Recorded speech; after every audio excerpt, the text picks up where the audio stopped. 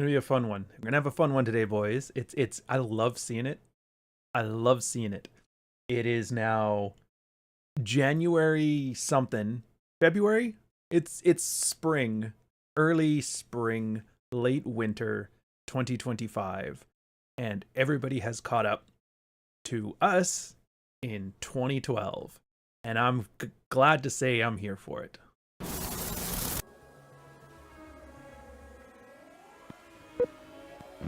79T 2458 Learning Corp Little Red Riding Hood, take one.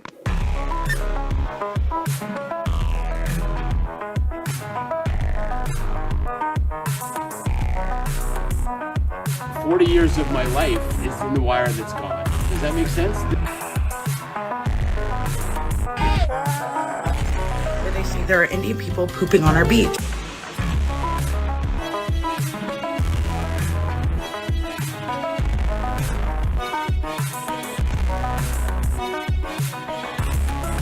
It's a spool of wire.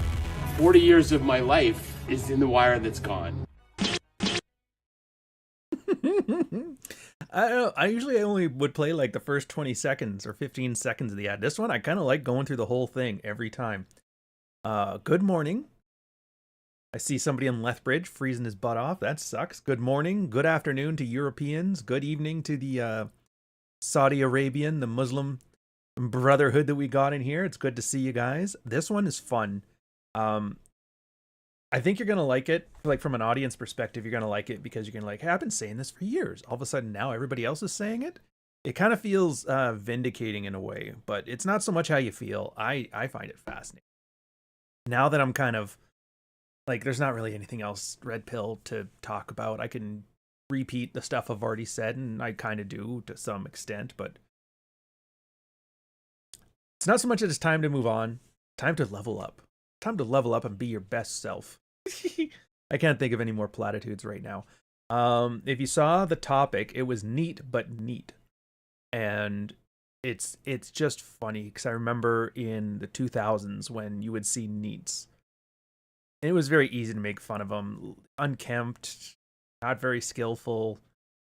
And there wasn't very much talk about it. I think at most, there was hipsters on food stamps, which if you haven't seen it is probably one of the best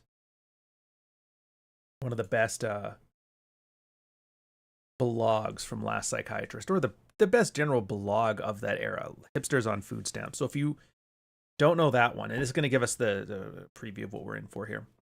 It was about these New York hipsters from Brooklyn or something like that, and they were getting food stamps from the government, and they were using that to buy bougie coffee. And everybody was really mad, and he kind of looks into it like, well, let's take a look at what the New York Times is doing here. And then it kind of turned into this overarching piece about how, like, you're not really needed for the modern economy. You're not needed. I'm not needed. None of us are needed. It's the end result of the automation that's come from the Industrial Revolution, and we're starting to see its effects. I think there was a good line on there about, well, like, yeah, we don't need you for software. We got, Indian programmers and AI taking over. We don't need you for, what are you going to do? Construction? Dude, a Mexican, a longshoreman from New Jersey is going to be better than you'll ever be. And they're all going to be taken out by that cheap 20 cent on the dollar Mexican immigrant that's coming in here to do it. And so it wasn't that just learn to code. Coding's not needed. It's not like, well, you can always rely on the trades. It's like, yeah, the trades aren't needed. So what's left? And it's like UBI. But the problem with UBI is if you just start handing people free money, they get that deaths of despair that you see in the Rust Belt in the Midwest, right? So there's been this fantastical little way that it's done an end run. There's the medical industry. There's government employment.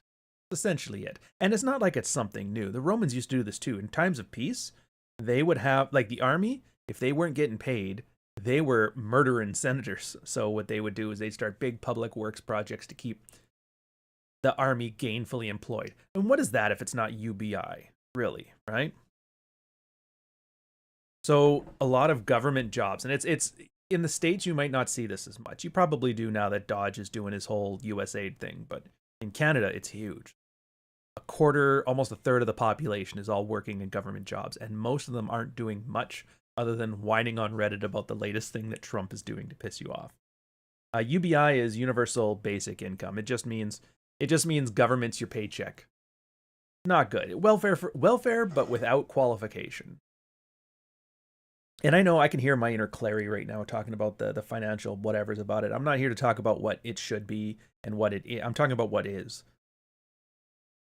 So you get a lot of people that are essentially getting hooked on the idea of getting paid just enough not to be in poverty, not just enough not to be homeless. And then you get something to do, some Sisyphean task. You roll this rock up the hill, let it roll back down, roll back up, but with code, right? And so everybody feels good. It's like, no, I'm productive. I have a sense of worth. Because ultimately that's the issue. It's not that people want money and to have a comfortable life. People want the idea of being useful. They want to know they're part of something. It's a community thing. It's a caveman DNA thing, right? So with this whole new NEET revolution, and you've seen it kind of manifest in multiple different ways, and a lot of it's very easy to dismiss, don't get me wrong. But you started seeing it with like Neets. That's not under unemployment or no employment, education, or training. I think it is something like that. Essentially, it just means you're a layabout. And it was easy at first because, the guys aren't very articulate when they talk about, I'd have nothing gainful, and you'd see the opioid crisis and the epidemic, and then you saw Neets, and then there was the Reddit thing, the no work subreddit, whatever the fuck that one's called. And then there was the laying down movement in China. So it's not like it's just America or just the West. It's everywhere. The 2008 financial crisis basically decimated people working, manufacturing and construction in the States, mostly construction. And then now you see it here. There's 3 videos that kind of got me started on. I'm not going to link them here. I'm not going to do the thing where I put it up here in a bubble and we can go by play by play. I like to think that I can understand the gist of what they're getting at and articulate it to you guys in a way that you find informative and entertaining. Anyways, the first one's from a guy, every man an island. I wasted 8,000 hours on a career in software engineering, and now I'm unemployed and broke.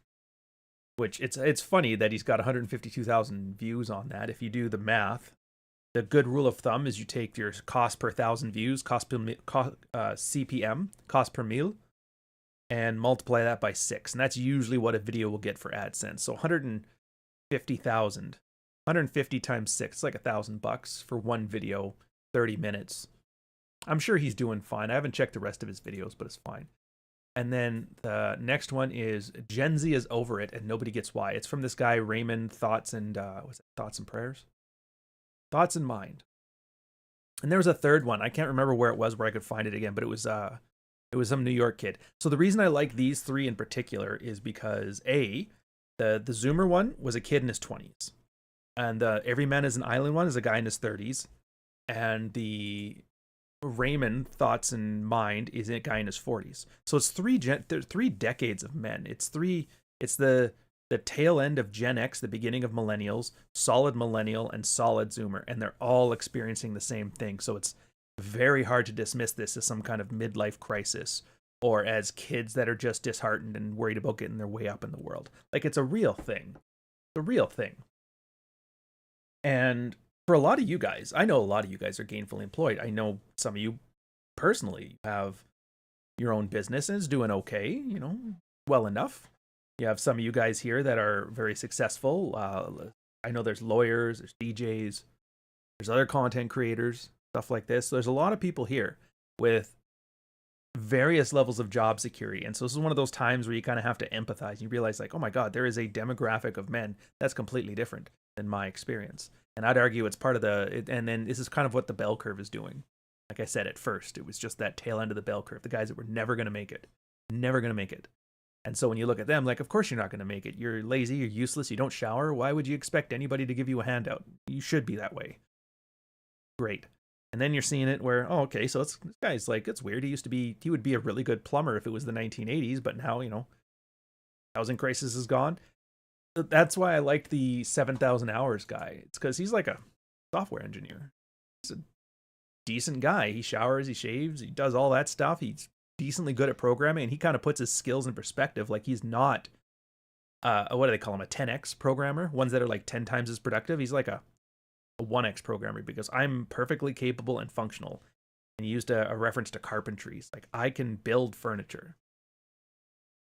but they just don't need that. And you don't. AI has largely automated that. And you could say, oh my God, that's changing everything. How is that any different, though, than the great export of American and Canadian manufacturing to Mexico and China? How is that any different than guys in the 1800s who noticed that the assembly line was like removing their ability to machine parts for the Ford Model T? It's all the same push. The Industrial Revolution, it's been happening for so long now. We treat it as normal, but this is a very new thing. We have basically automated ourselves out of gainful employment. And what I love watching about this is you see how everybody's reacting to it. Now, there's one way I don't like watching people react to it, and that's grifting it. And the reason I mention that is because, like I said, I was on a rabbit hole where I was starting to find a lot of these like guys talking about their stories of being Neets and that, which is fine. What got me, though, is there was a lot more guys. Once you watch 2 or 3 of them, it turns into a bunch of guys who just repeat the empty platitudes. Like, you know how you see those red pill guys that are just ranting about, oh, whamming this, passport bros that, make money in game, and you realize they don't really know what the fuck they're talking about. They just took what everybody else was saying and they're repeating it for you. They're just clapping monkeys, entertaining you. You get a lot of that. There's a lot of guys who aren't Neets, but they like to talk about the language, and it's not very useful. I think Delicious Tacos had it. He's had it great. Where he said, the only really good advice is this is what I did and this is how it worked out for me. That's why I liked these 3 here. Lovely ultraviolet lighting. Is it ultraviolet? I think it's just like a nice tepid blue. Yeah, it's a nice tepid. I could go full on ultraviolet on this one, but I'm not gonna.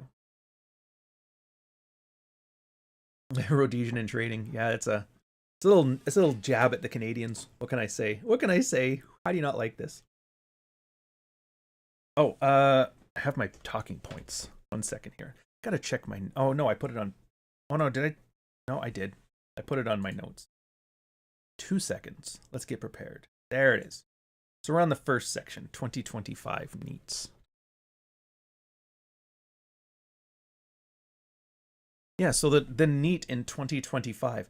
And here's the thing, the way I define this, people like myself, people like Clary, people like Rollo, Tomasi, if you guys aren't familiar, all NEETs in this definition. It's just detached from the mainstream economy. Sort of. I'm sure there's a better way to articulate it, but it's kind of a newer concept here. But yeah, so like, what does Clary do? Does he writes books, he's an author, and he markets on YouTube and does investing, stuff like that, right? He doesn't build anything. He doesn't make cars. He doesn't build homes. He's not part of the political apparatus that's helping govern the country. He's not writing software to make the new Meta or the new Facebook or the new Apple, whatever.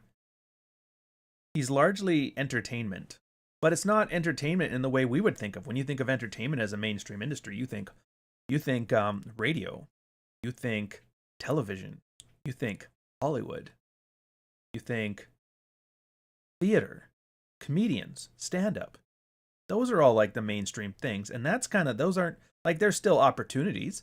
You'll still get your Matt Rifes, or who's that chick that hates the trans stuff? I can't keep them straight. Anyway, she's pretty funny. And then you got like Chrissy Mayer, people like that. They're carving out as best they can.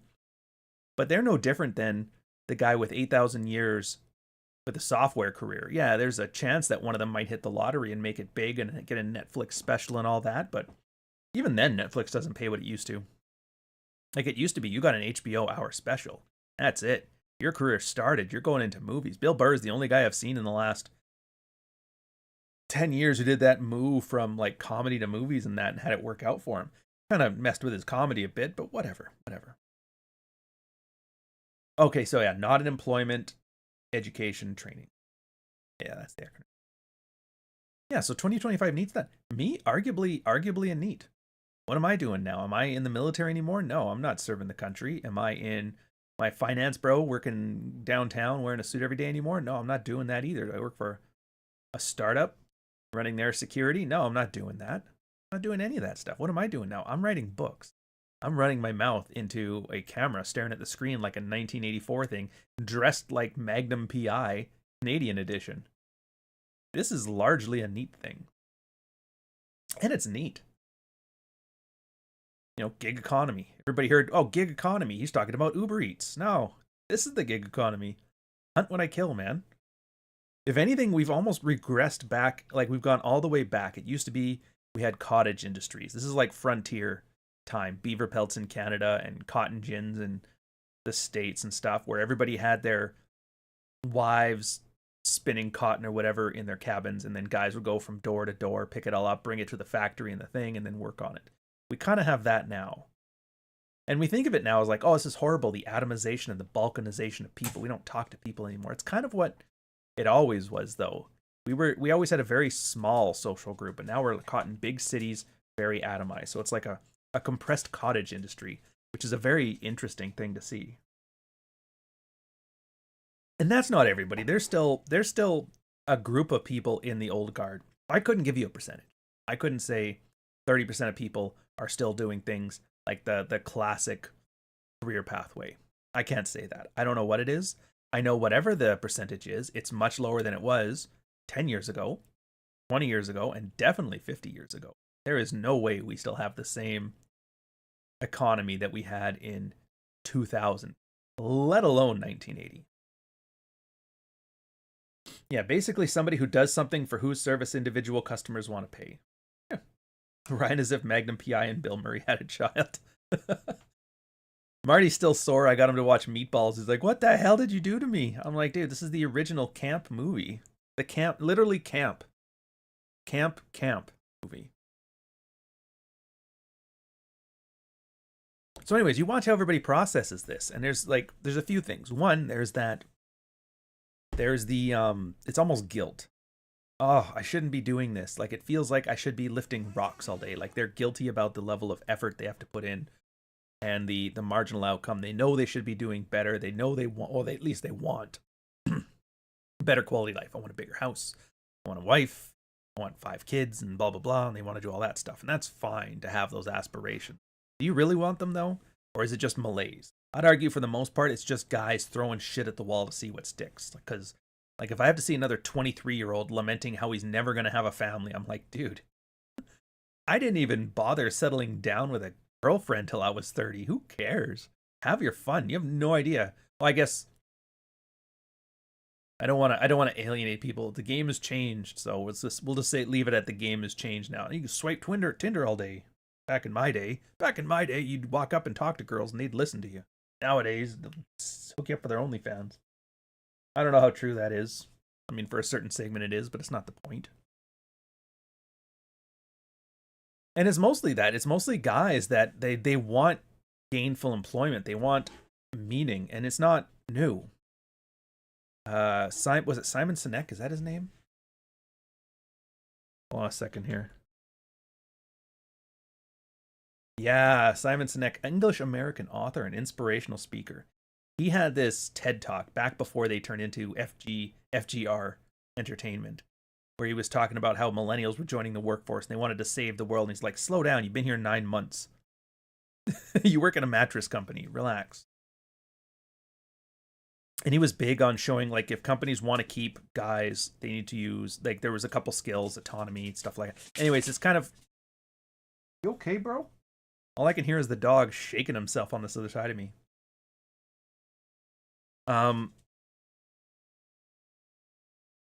Yeah, and so they did. Arguably, they didn't go that direction. They're like, yeah, that's too much work to make guys want to get there. Let's just bring women in. And then they brought all the women in, and then the women were like, oh, these guys aren't getting any work done. They're too expensive. Let's bring in an Indian diaspora. All right, bring it too. So it's funny how we had all these plans for autonomy and agency and saving the world, and then what ended up happening? Nah, we just wanted it cheap. It's easy to blame the boomers because the boomers kind of helped it and enabled it and made the decisions to get it every step of the way. Very easy to blame them for all of the actions required to get there, but night of the pillows will come soon enough. So and I finished defining this one too.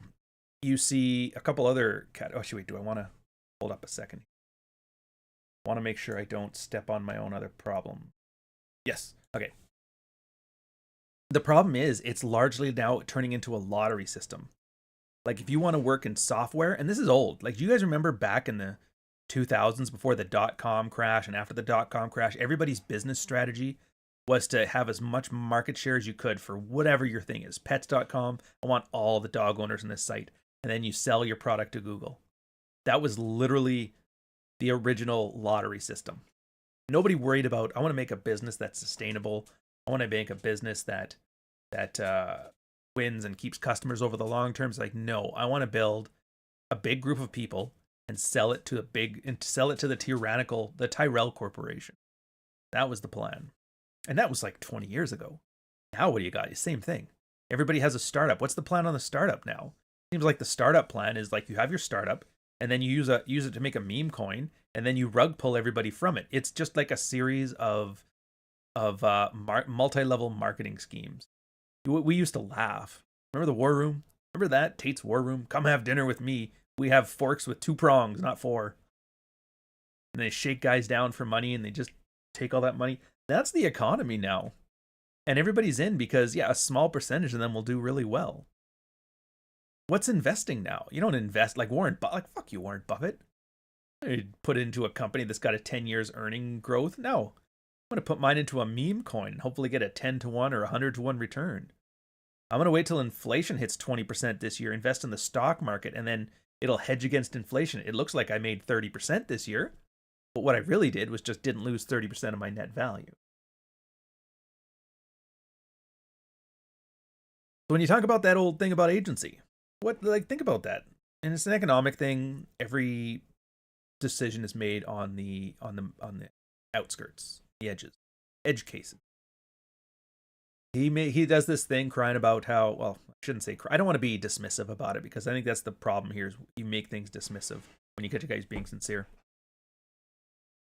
But he's like, yeah, why would I go and work 80 hours a week, busting my ass for a startup that's just going to lay me off the minute they can make half a percentage on their meme coin when I can just invest in crypto and make 100-to-1 return once a year for 90 minutes of work. It's like, it's not even close, the decision you make. So it's like a rational decision right now to basically gamble with the stock market.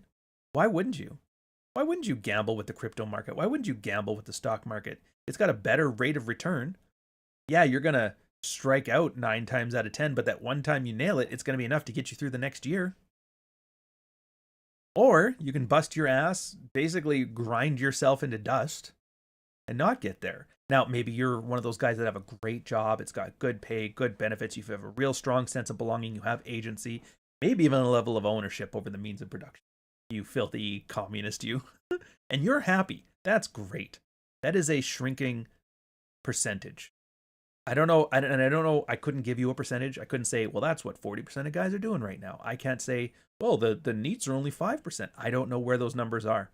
And nobody wants to know. Nobody cares to look. And those that are pretending to are just making shit up. I have yet to see a chart, graph, statistic, or study in the last 10 years that I can base anything on of any use. It is at the point, we're not even, and Rollo and I talked about this like 2 years ago. You remember our old video about the, and it was a red pill one. It was mostly about sexual dynamics, but about the scientific method has been taken over by the feminine imperative. You're seeing how that plays out. These things are never about truth anymore. They're never about utility. They're always about feelings. They're always about pushing something that you want to believe is true. They're about the shoulds. They're about the dream. Scientific studies in 2025 are no different than Marvel slop in 2010. Flat out. I'm willing to stand by that. Because, and this is like a 7-year-old study. A meta study. You're going to use a study to disprove studies? Yeah, it's an illustrative example. It's not a descriptive example, because it is true. But some eggheads went through all the studies that have been done for the last 10 years, and they're like, how many of these have been replicated? Like, how many of these has somebody double-checked the work to make sure it's true? How many of them hold up to any level of scrutiny? And most of these, like, okay, so first off, 90% of this stuff, nobody ever cares to look into it. It's there. It's information gathering for the sake of information gathering. It's basically hoarding. Information hoarding. Why? Because it makes some money and it makes you feel like you didn't waste your degree. Remember that autonomy thing? I'm a scientist. I'm doing science. Oh yeah? Any science I've ever heard of? No. And USA just got cut, so now we lost our funding, but all that science is now gone. Oh, you poor thing. The science is gone. There's a guy whining on Twitter about that. He's like, USA cut the greatest educational study we've had in the last 23 years. And I was just kind of like, and then he's describing it. And all he's saying is like, it was more expensive to cut the program than it was to let it finish. It's the most comprehensive study we've ever done. And think of the money. And that's a lot of work from a lot of important people. Not one case to be made for keeping it based on the outcomes that come out of it. No, he even admits, like, yeah, education's been down the crapper over the last 23 years we were doing this work. And his answer isn't that maybe the study isn't useful. His answer is, well, this is why we need the study. Look at how bad things have been while we're in charge. Like, oh, fuck. So anyways, that's 90% of things. 90% of things, there was no whatever. And then you look at the 10% that actually did have replications done on them. What did they find out? Now, this largely depends on the specific field, but between 40 and 80% of it cannot be replicated. And once you cross that 50%, once you cross the coin toss, think about that. 50-50 coin toss. Somebody can give you any scientific premise and all the literature out there. You could read the literature, flip a coin. Half the time you'd be right. Half the time the scientific study would be right. But we're past that. Once you're past the 50% mark, you're actually better off assuming that this is not true. How crazy is that? Like, think about that from a utility perspective. You have billions of dollars, tons of IQ points thrown at a problem. And the only thing you can guarantee out of it is that whatever is this, no. The exact opposite of this is more likely true. How do you complain when somebody's going to be a NEET about that stuff, really? Anyway, Silver Bishop, €5 super chat. Thank you very much, sir. A heartfelt to you, Couch. Hopefully the dog walker will be available on the German Amazon soon, so I can buy all Couch books in hardcover. Yeah, hardcover is a tricky one. I found out it's because, so hardcover, they've only had them out for I think like a year now, maybe a year and a half, and they don't have it ramped up in all of their printing houses yet. So Canada's got the same situation. It's actually very expensive for us to get hardcovers here too, because we have to get it from the American factory, not from here. So, but yeah, and here's the thing: Dog Walker's doing well. We'll save that for later. I don't want to sit here and just talk about the book all for 2 hours, but I will later on. It's actually doing really well. I'm amazed, and I'm not surprised, but I am glad. So thank you on that one, and thank you for the super chat. The Cooch, is that Ryan's new nickname? Shut up, Billy. Shut up. Where were we at here? Oh, right. Finishing off the NEET description. So yeah, it's a rational decision right now. Right now, ignoring authority is a rational decision. It's no longer, oh, it's some edgy guy rebelling against the system. No, it's not sour grapes because he's not getting his lot in life. No, it's just flat out rational. If you're telling me there's a scientific study that says the moon is there, like, I'm probably going to believe it's not there. And then everybody gets mad because if you're doing well, if you're part of that percentage of people that are doing really well under this regime, you write for Politico, you got US aid funds coming in, you've got a government job, it's very secure, you managed to buy a house before the market completely tanked, and so you're doing fine. You are incentivized to believe in this. And there's a Caligula's horse aspect of it too. You know? You guys ever heard the story? It's the emperor? Anyways, Caligula, I think he was emperor. Anyways, he was running Rome. And he at one point put his horse as a senator. And every time somebody would come in, they have to address the horse as a senator. It wasn't really so much that, and people take the wrong lesson from it. The Redditor looks at it like, what an idiot. Doesn't he know horses aren't people? Doesn't he know wrestling's not real? It's not that. He's like, hey, I got the sway and the swag right now. You have to look at this horse and seriously address him like a senator, or I'm going to fucking murk you. I'm like, damn, that is a good lesson. And the true believers would believe it's a senator. Oh, that horse is the greatest senator we ever had. Why is that? Well, my paycheck kind of depends on it. But we have a hard time accepting it, same as we do about the UBI thing. I need to feel like I'm useful. I need to feel like I'm part of something. So the same manifestation of deaths of despair over UBI are happening because that government employee with the safe government job has to believe that Biden is the future and Kamala will save us and the Ukraine war is just and Trump is the devil. And they have to believe that, because if they don't believe that, that means I am literally just here with make do work, honey-do tasks, and a UBI paycheck. And I would argue that would probably be, I have a feeling that deaths of despair you're seeing from the manufacturing types in the Midwest, I have a feeling that you start seeing that from the government types once they realize their government jobs are a lie. The theory. I have no idea if I'm right. Maybe I'll make a study on it. You guys could say it's absolutely wrong. Null, 10 euro super chat. Thank you so much, sir. Appreciate the fine support. Love you guys. A coworker bought a 3,000 euro kitchen, and they wanted 4,500 euro to put it together. I don't think those skills are going anywhere either. Yeah. You know what's funny about that too? Yeah, I agree those skills aren't going anywhere, but it's funny because like we did that here. We had a flood in our place a little while ago. It wasn't our fault. It was the guys up above. The flood caused it gone down. So insurance covered all that. It was fine. And they were going to install a kitchen because our kitchen got destroyed. That's why we see all that. We have like all the white stuff. I don't know if you've watched some of my last videos where it's like a nice brand new fancy white kitchen. Insurance wise, they're like, yeah, you can't install it yourself. We need an accredited whatever for insurance purposes. We're like, fine, whatever. And the guy it was kind of like similar to this, the 3,000 kitchen, 4,500 put it together. Thing is though, kitchen was it wasn't IKEA, but it was put together like IKEA. Everything is kind of prefabbed and that, and it's not super difficult. And what's the plumbing? You get a sink in, a drain in, garbage disposal, washing machine, like dishwasher. I can do that too. Like a lot of people can do that. But the reason that it's 4,500 euro to put it together, I would argue, is because people want accreditation. I can't just have anybody do that. If something goes wrong, that might be your fault. But if you have this guy do it, well then if something goes wrong, it's his fault. Insurance will cover it, maybe. You feel better that I didn't cause the problem. You have somebody to complain about. I would argue that's where the cost of that's coming from. The cost is the peace of mind knowing it's not your fault. And kudos to him. If you can get that, get it. Yeah, I don't think those skills are going anywhere else either. The thing I think is going anywhere else is the amount of people willing to pay. What is that? Oh, I gotta scroll back up. I saw more super chats. The people that are willing to pay $4,500 to install a $3,000 kitchen, I think that is going down.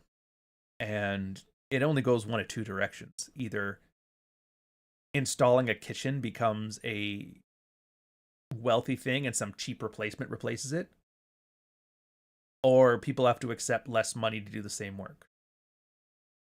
I hope I'm wrong on this. I really do hope I'm wrong. I'm hoping like the trade stuff like that is the little engine that could. It's the primer that starts the engine of the economy going again. I really hope so. I really do. Because if not, the other direction is probably one of the more dystopic things I've ever heard. And I don't want us to go there. I don't want any of us to go there. Even Germany with your guys' BS talking shit about my boy Vance. You know? Yeah, don't make fun of his horse. He don't like you laughing. Crescent Slice, $5.69 super chat. Are you going to be re-releasing the Fuck Files audiobook with new chapter as well? That is a good question. I am having a hell of a time right now. So, it's going to be... Well, he paid, so I have to mention it. The idea was the third edition of Fuck Files. So I was looking into, like, how does this work? Do you just update the edition and update the thing? Does the Amazon algorithm care one way or another? Or should I release it as a second ISBN and mark it as a third edition of that? And they were like, yeah, so if you're changing more than 20% of the book, you make a new ISBN and you just suggest, like, it's a new edition of this book. All right, so you release it as a new one. So I did that. Here's the problem with that. Is that the release date gets all messed up, which whatever. But the big thing is the audiobook, transferring the audiobook over is a pain in the ass. Now, ideally, what I should be able to do is link the audiobook to the new edition and go into ACX and then just record the new chapter. And then there's some parts where I had to like retool like existing chapters, so re-record piecemeal. I think I'm going to do that. I'm not sure yet. I have to go listen to it all. Look, man, I had just finished 1, 2, 3, 4 books in like 3 months. some rewrites, some new, some brand new, some redos, you know, all that stuff, all the payments, all the art commissions, all the editing. It was a huge endeavor. It was a huge investment, and it's just finally paying off, and all the audio is recorded. Praxeology Volume 3 is still in review. It should be out. It was supposed to be out yesterday, but we'll see. We'll get there. Let me enjoy. Let me enjoy having nothing on the go, no big projects on the go. I am loving it. I like that I can putter around, just take half a day and putter around and work on a new book. I like that I can take half a day and just read, because I have got a collection now. There is the Masculine Geek Pulp Anthology, which I'm just trying to get through now. Like, I've just started the second book in that one there. There is some old noir stuff that I've been dying to read.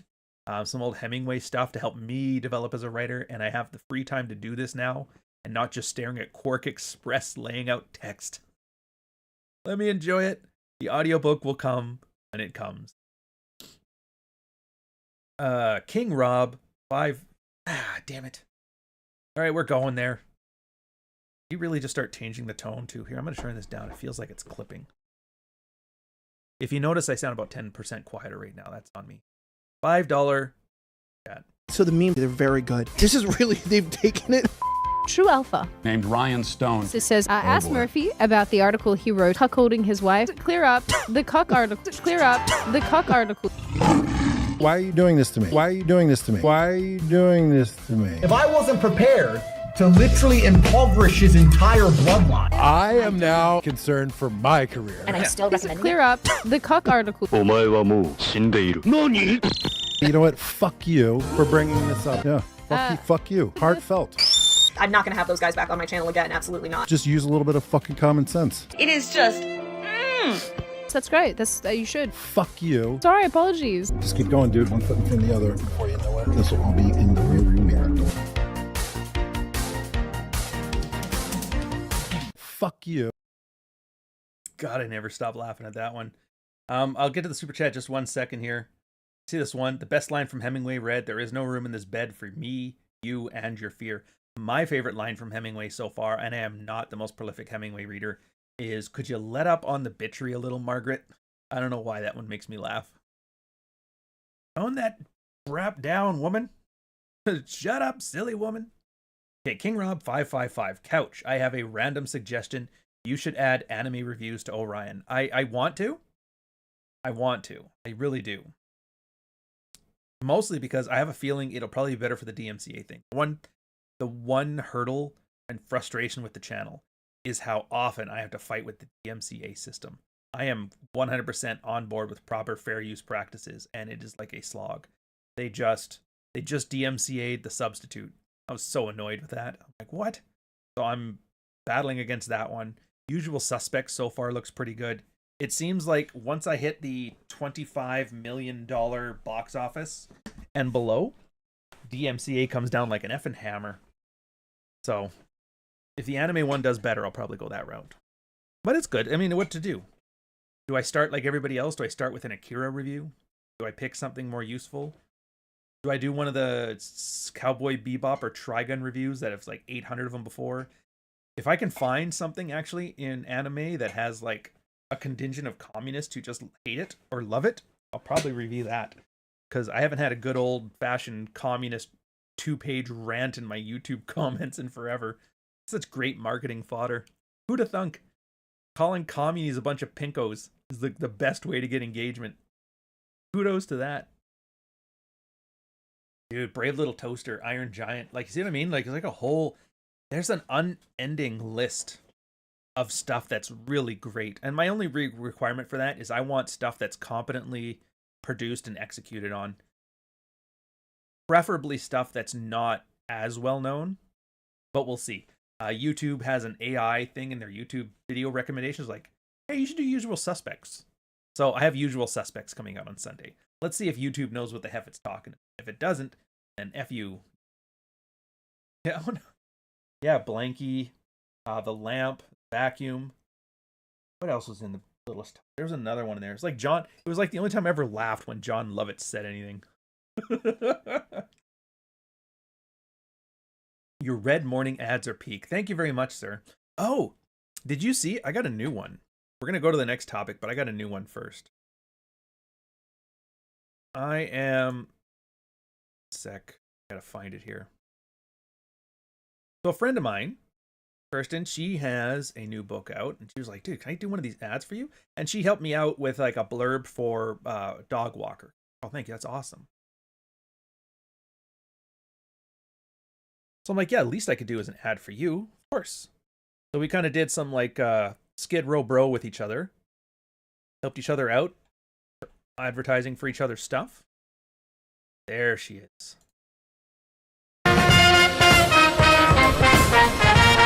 It's not going to be ready yet. One sec. God damn it. Yeah, this one. I like it. It's a it's a female like romantic witchcraft literacy thing. So you're probably not the demographic, but if your girl's into these kind of books, do give it a check out. I'm going to play it now just because I love the thing. It's really good.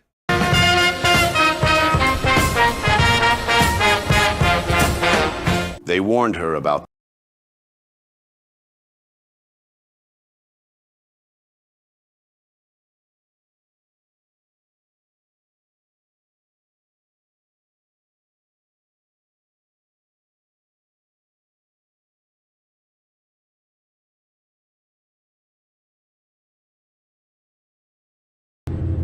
starring.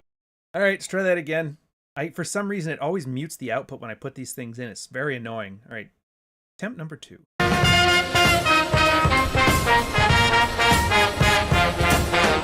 They warned her about the house next door.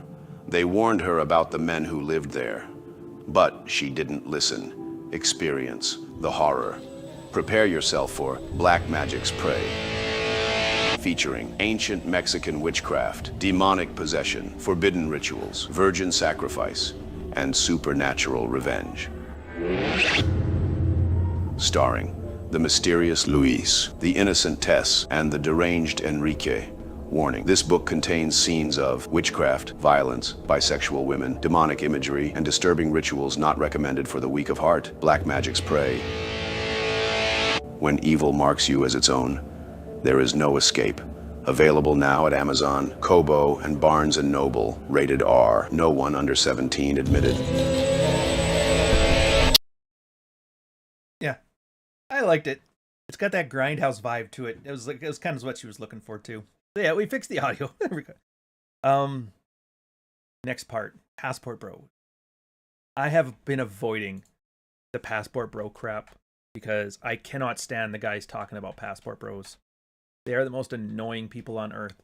They sit here telling you it's like they just invented. Did you know you could move to Thailand with like a little bit of money and get yourself an 18-year-old Thailand wife and enjoy drinking on the street, sweating your bag off? I'm like, everybody knows that. That's not new. You think you invented that? There is an entire mining industry in Australia that is built on that as like a life script. Go get yourself a good Australian woman, go work in the mines, get divorced, lose half of it, take what's left, go to Thailand, get yourself a brand new, barely of age wife, and fatten yourself up on the Thailand on eating pho all day. And sailors, the original Passport Bros. So it's something that the No Man is an Island guy talked about. And the only reason I kind of don't want to believe him is because he hits all of the markers. Either he is really the perfect example, which it could be possible, or he's making it up. I'm still undecided, but we're going to roll with it anyway. He said he was a Passport Bro. He went to China a lot of the time to do software developing and then live on like in rural China, super cheap living, stuff like that, Passport Bros. Here was the thing that I think a lot of people didn't mention when they talk about Passport Bros. The cost of coming back. Because he's getting at that age where he's like, he needs some meaning in his life, so he wants a family. Which, again, I used to laugh at and shit on guys. They're like, the only reason you want kids is for a reason to keep living. It gives you a purpose. But then I'm like, who am I to say what you want to make your purpose on? That's kind of your decision anyway, right? So whatever, if you want to do that, it might suck for the kid when you put all your hopes and dreams on him, and he's like 5 and you're 40, but whatever. Yeah, the cost of coming back. Yeah, you go move to Thailand, you go move to Bavaria or Georgia or China or any of these places, you live like a king for $500 a month. Yeah, you don't really make much money other than what you invest, or maybe you got a side hustle. But what happens when you want to come back home? You want to move back to New York, or you want to move back to Toronto or something like that? Inflation is just beating you down. You're starting from scratch again as you make it in. That's it's like getting a tattoo. You know?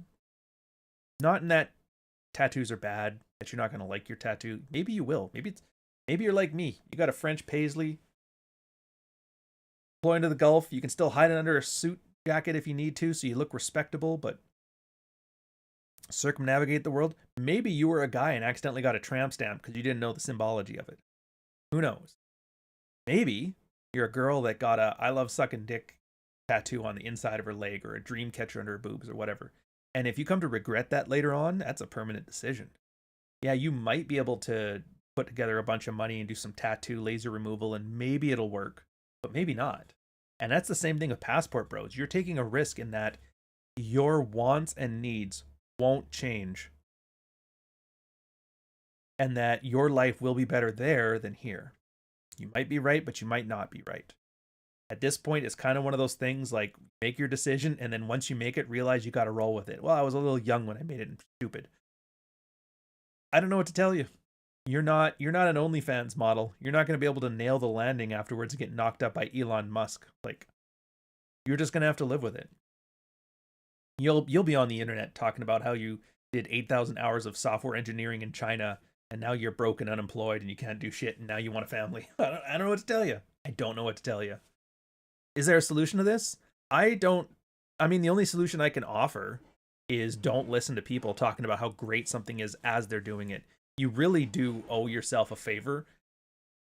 You owe yourself a service when you decide to make large life changes. Don't listen to the people that are doing it, because they're just telling you, be like me, it worked for me. They're hyping themselves up using you as a surrogate. Talk to the guys who have done it for 20 years. If you want to learn about like CNC machining, talk to a guy who's been doing it for 20 years.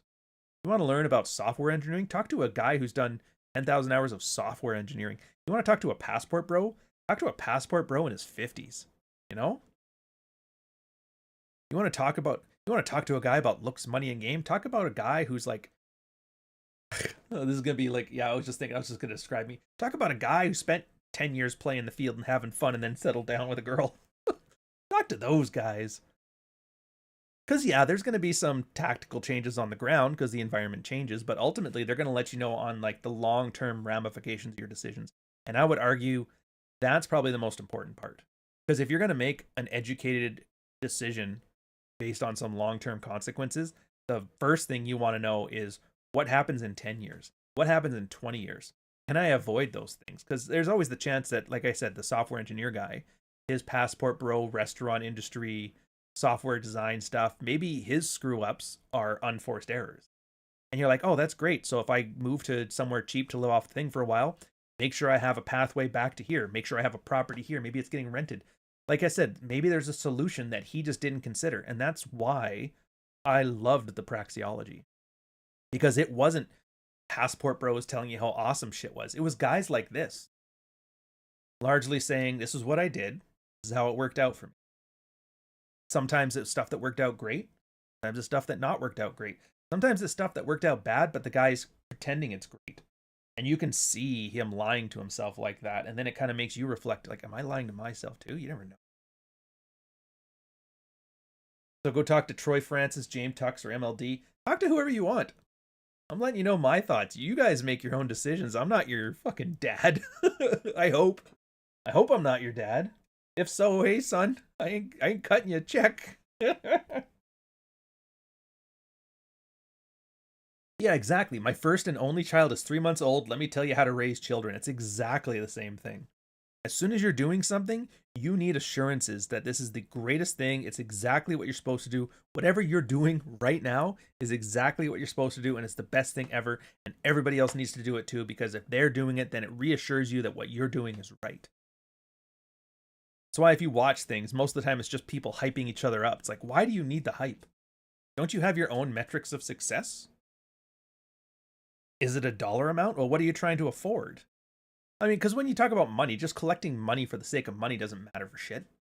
What do you need money for? Arguably, most people want it to own a piece of property outright, a home that they're happy with at a level of size and sophistication that they can live with, and then to have enough invested that they can cover expenses for the rest of their life. That's ultimately, anything more than that is just fun money. Fun money, fun tokens, or some need to keep score.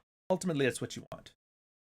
A house, food, enough to afford things I want to do in life, right? You have a number amount for that? You okay, bro? You guys over here hacking along. Hey, Couch, you're my dad. Can I borrow 10 grand? Yeah, I'll get right on that. Yeah, the Passport Bros. I find it fascinating because I've never heard anybody talk about the Passport Bro experience as anything other than like the magical key to unlock the Rosetta Stone for your life. Oh, be your best self in Thailand. Like, maybe. And I have a feeling, like I know some back-end stuff, you're probably going to see people in the next 5 years that have been like the most prolific Passport Bros. You're probably going to start seeing them having some regrets. I'm not going to name who, I'm not going to name why, and I might be wrong, but I think you're going to see it. Because, I mean, everybody has some. Like me, like the military. Dude, I still, like, to this day, so angry with it. Like, I wouldn't trade the time for anything. And I don't think there's a pathway I could have taken that would have had me do better.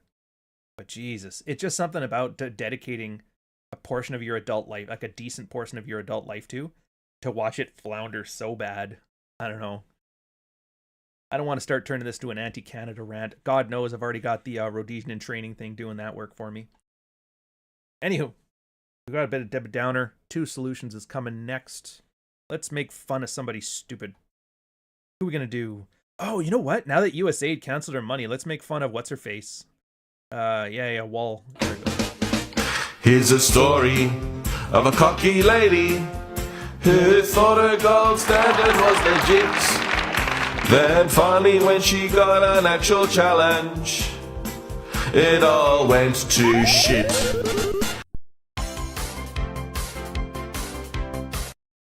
You know what I love? I don't really know much about that Alex playing with fire guy. I don't know his history, his story. I don't even know his brand really. I just love that every time a thumbnail pops up on Twitter showing him on somebody's podcast or whatever, it's this picture of this gorgeous Chad-like figure. And then when you see his like actual face, he looks like fucking Frankenstein. Looks like Sloth from the Goonies. I just picture him on every podcast. What's your opinion on the Ukraine war? And he's like, Rocky Road. Yeah. I wonder, what is he still around? Hey, speaking of which too, the other guy, the Date Psych, is he still around? Or did the USAID funding and the progressive super PAC, did they cut his paycheck and now he just disappeared off the face of the earth? I'm kind of curious. Not enough to go look up myself, but if one of you guys know in the chat, I'd be more than happy to laugh at misfortune of other people or hear about their new pivot to like crystal therapy. Yeah, speaking of commercials. It's not even about the fuckable part of it. Like, whatever. Like, getting laid, you can get laid. You can get laid. And unless you're one of those people that are like the bottom 10% of autism. I've seen that occasionally, too. There's this guy, which is funny because he kind of looks like the same archetype as the Every Man in an Island account. He just doesn't have the beard. And he's like an incel. He calls himself an incel. He's kind of chubby. He does software engineering. The way he talks is like he's always nervous and fidgety, and he doesn't have pauses and halting in his voice. A very uncharismatic guy. You can definitely tell he's not getting laid. Like, for those guys, you just have to walk them through the developmental process of being a human being. Like, here's what teenagers would have learned. You got to learn it now. That's his path. Not my path to talk about those guys. The blue pill or the black pill doomers. Yeah, you can. You might have to start with slump busters, but whatever. Sometimes you have to start in the minor leagues before you go to the major leagues. Nobody starts with a VIP invite to the NBA first year, right? You might have to go play in Europe for a while.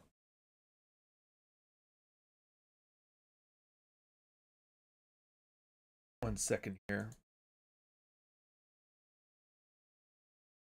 Yeah, speaking of commercials, you know what? Whatever. Pat Stedman, let's do it. I love the way girls smell. I love how they always make sure, by and large, they shower, and they just have an amazing smell to them in general. So 2 solutions. What does he mean by that? I find just watch, learn, and listen. What we've described here, the loss of agency for men, the economic shift, the automation of all things software, all things hardware, all things manufacturing, push for AI, the enshittification of government funding, all that stuff. You put that together, there tends to be 2 different camps of people. They're not, and sometimes, yeah, I mean, I'm not saying you're either one or the other, but I'm saying the 2 types of solutions tend to be one or the other. The first one are the guys that double down on the system. They salute Caligula's horse. That's those types. I see them a lot in Canada. I don't know what the states have, like with that whole firing everybody from the IRS and whatever. Like, how much whining and complaining do you have there? Because here is a shit ton. They had a riot. Our government employees have, it's called CUPE, CUPE, I think it is. It's essentially for all of our federal employees. They have a union, and they were told, you have to come back to the office 3 days a week instead of 2. And they had a fucking Canadian convoy protest. How funny is that? 2 major Canadian protests in a year of over 100,000 people. The first one was because of a tyrannical overtake of the government, forced medical vaccinations, economic diaspora, essentially like a financial genocide caused the one. And what caused the other one? Telling government employees to come back to the office 1 more day this week. Absolutely insane. Anyways, that's the first type. They'll salute Caligula's horse. Yes, sir. Trump is evil. I get it. Yes, sir. We don't want to open pipelines to the west and to the east because the environment is important. Yes, sir. America's bad. Yeah, we'll fight them. We'll burn down the White House. We'll do trade. And I think in your heart of hearts, if you're one of those types who are like loving the system as it is now, I think in your heart of hearts, you kind of know. You have to know that it's all bull. You have to know. Things are going well for you right now, but that's because you're largely insulated from it because of the efforts of the productive taxpaying community. Absolutely. Well, whatever. Nobody's paying taxes anymore. Inflation. Inflation is tax. Inflation is taxpayer money. The tax system, that's the other thing. We really don't understand how taxes work at all. In the modern economy, here's how taxes work. You think you pay money into a big pot called the Treasury. And then the government looks at the Treasury, gives that money out to basic programs and whatever. And if they need a loan to cover their debts, they get the central bank to print them some more.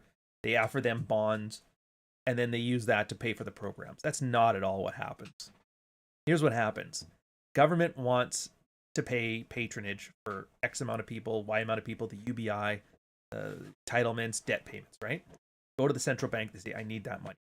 And then they print all that money and they offer them bonds. They take that money, they put it in, and that causes inflation in the community.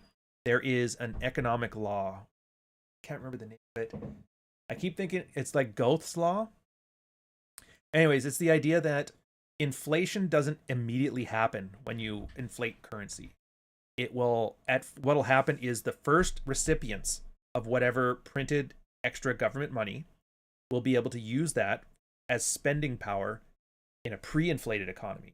And then every transaction afterwards, as that money filters through, the effects of inflation reduce its spending power. So what it essentially is, it's rewarding the people directly getting government money, and then directly taxing and punishing the people who get the results of that. So yeah, if you catch a government check directly, it's a windfall for you. But whoever you pay to buy whatever it is you buy, they're going to get. So that's how money goes in. Taxes, on the other hand, is how money comes out. Taxes are them taking money out of the economy because it's all electronic.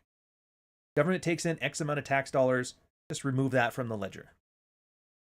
And then that deflation is meant to keep the price of everything stable. Of course, it doesn't work like that because Nobody wants to be taxed, but everybody wants free money.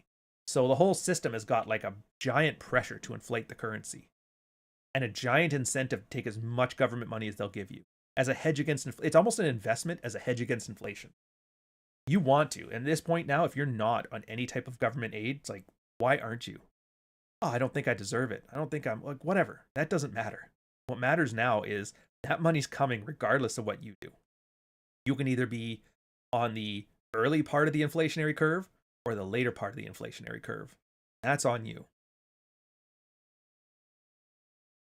Or maybe you really aren't applicable for anything, in which case you just have to accept that, okay, I need to move money as quickly as possible into inflation hedges. Real estate is one. Oh, I can't get real estate now. Too expensive for you. Or you got into real estate and that's great. That's fine. There's other things. The stock market is largely an inflation hedge now. It's no longer a system of value, at least not in Canada. Every time you see stock prices go up, it's not because the companies got better. It's because inflation has made the dollar worth less. And that's reflected as like a higher stock price. So there's places you can put money to hedge against it, but you got to be smart about it. If you're still doing all your money in a bank account, unless you're waiting for a stock to drop so you can buy it when it's cheap, then yeah, you're kind of wasting your money. Taxation, and I don't even know if I want to call it taxation is theft or taxation is extortion. It's largely a system. Nobody's at the helm. Money goes in, money goes out. Value stays the same. You really have to kind of like detach your idea of money as value, and you have to look at money as the score being kept on productivity, which is value. So the one solution is you salute Caligula's horse. And what's the second solution? The second solution are guys that just give up, the Neets. But giving up smart. And that's why I say neat, but neat. I want to make this a term. I don't know if it's going to be useful. I don't know if it's going to catch on. But like neat, but neat. So yeah, they're neat. You're not in employment, education, or training. But I'll use myself as an example here. What are you doing? Well, I'm writing books. I'm entertaining on YouTube. I'm running a podcast, which is on Spotify, by the way. So if you don't like listening to these things on YouTube, having your phone open all the time, you just want to catch it on your morning commute, you have your Spotify list already, Red Morning is on there. Go check it out. I'll get you a link at some point. I think it's in the description. If not, I'll find it and I'll put it in there for you. It's still small, but it's growing fast. The episodes are on parody. This will be out probably for the Monday morning commute for you. How awesome is that? Get you through the Monday morning thing. Upgraded the equipment just so it could be a more pleasurable listening experience for you. That's how much I care about you guys. That's how much I want this to do well. I don't even think I make any money off of that one. I think that's like basically a free service at this point. So heck, I'm giving it away. Giving it away. Energy plus labor cost plus paper, or a nice combo. Yeah. Starting to get pressured by old people to buy a house, but I don't think that's what's best for me. So I can't say for now. I'll give you an example of this. So like when you're talking about solutions, the two solutions, the Caligula's horse people, they were like, buy a house, take as much debt on as you can buy it no matter what. And if you do have a house, take out a giant equity loan, buy another house with it, rent that out, and then it makes infinite money. It's an infinite money glitch. They didn't have the term at the time. This was about 2000 to 2004. I bought my first place in 2003. And the market was fucked then. It was fucked then. And that's what everybody was saying. I'm like, it doesn't make sense to me. It's like, what are you talking about? Oh, you make $100,000 a year off a house. I'm like, that can't be sustainable. And it wasn't. I mean, it was for a while. But here was the thing. So in that sense, I wasn't wrong. A lot of these people that over leveraged to the hilt when 2008 hit, and Canada didn't even get hit that hard. America got hit way harder. Europe got hit way harder. Even here, there was guys that those equity loans removed any value from their home.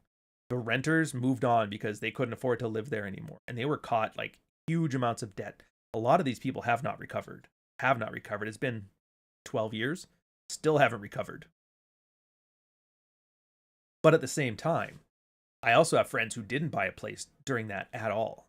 And then they tried to buy one now. Oh my God, they're still renting.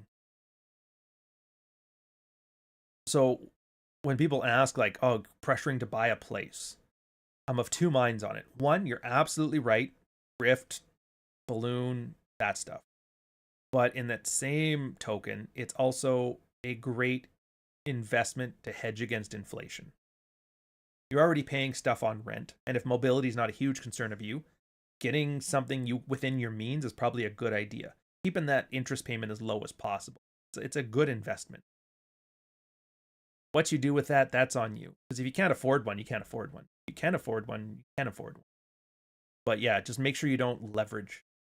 Leveraging that date is probably the stupidest idea. And with interest rates the way they are, like the closer you can get your interest rate to free money, I would say the more likely you are you should take it.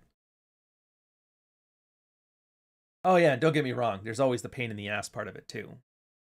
Between the taxes, the maintenance, all that stuff, the immobility, but it's one of those costs. And I could do a whole episode on just like the factors that I put into deciding on real estate one way or another. It'd be a boring as fuck episode.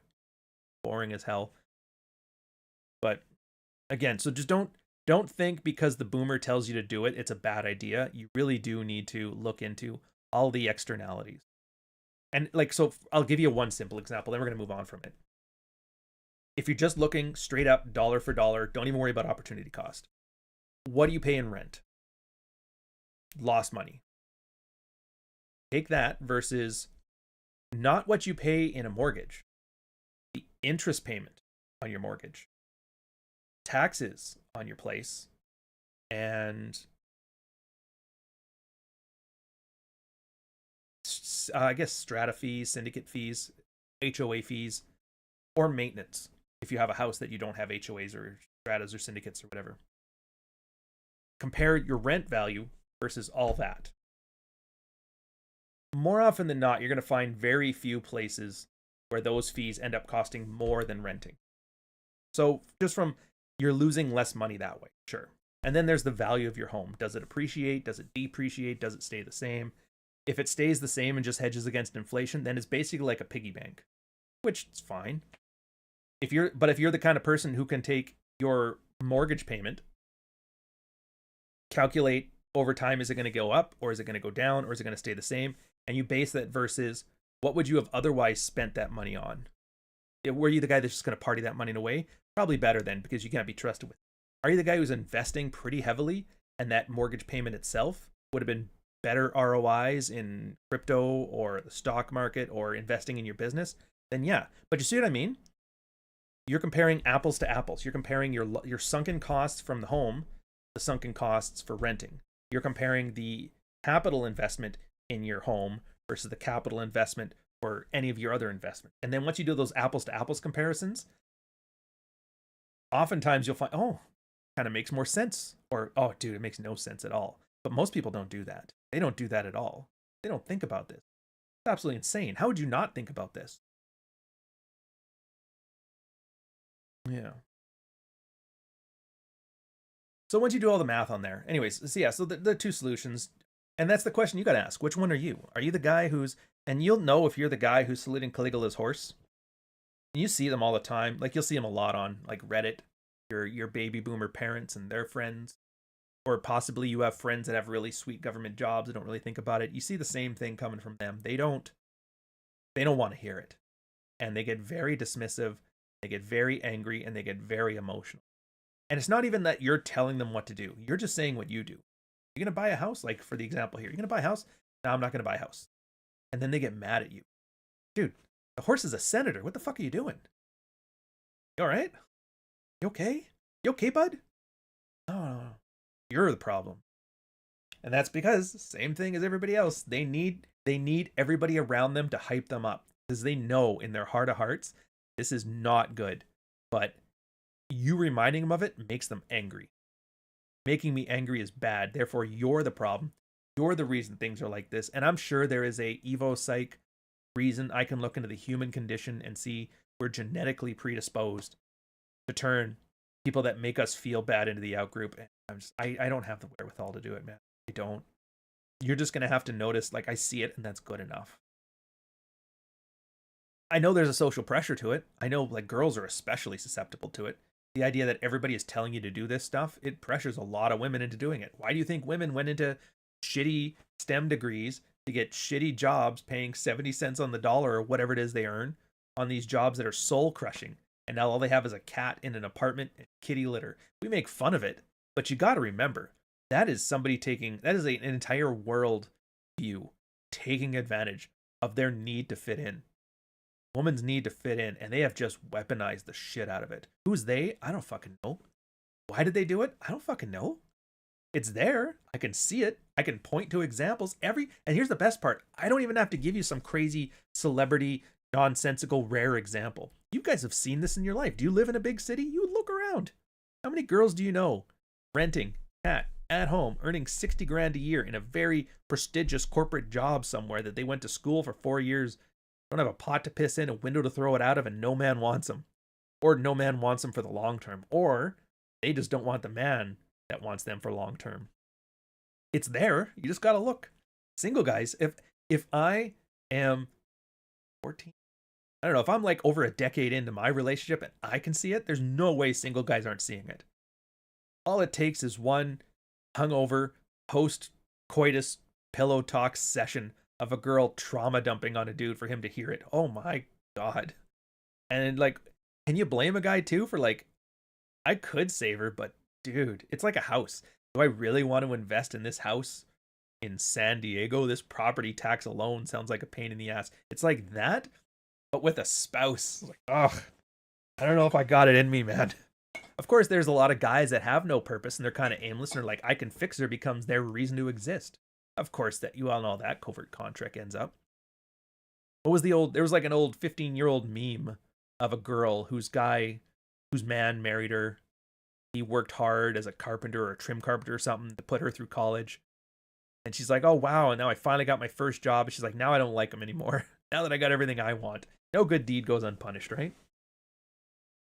Yeah, the personal trainer phenomenon.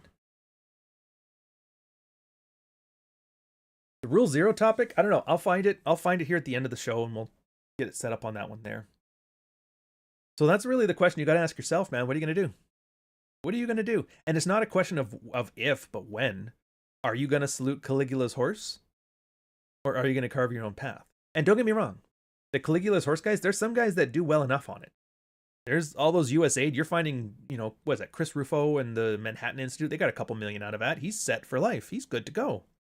There's a lot of people that got fucked. There's a lot of people that did well. Same thing with the other side of the fence. When you get the neat but neat. Interesting. Carve out your own path. There's, for every me or Rolo earning his liquor royalties and doing his red pill thing and his books. There's me with my books and the YouTube channels and the Substack, like all that stuff. There's Clary with his.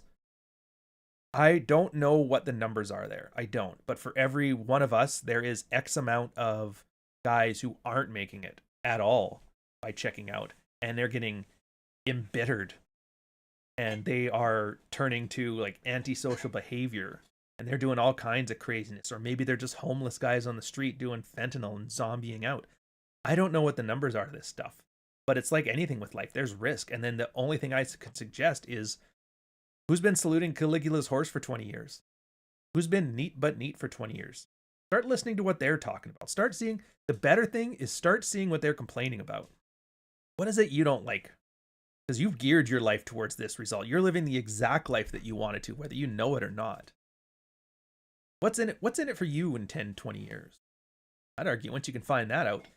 And you're probably going to find out. It's like everything. There's no right answer. There's no wrong answer. There is an answer that involves opportunities and trade-offs and risks and random chance.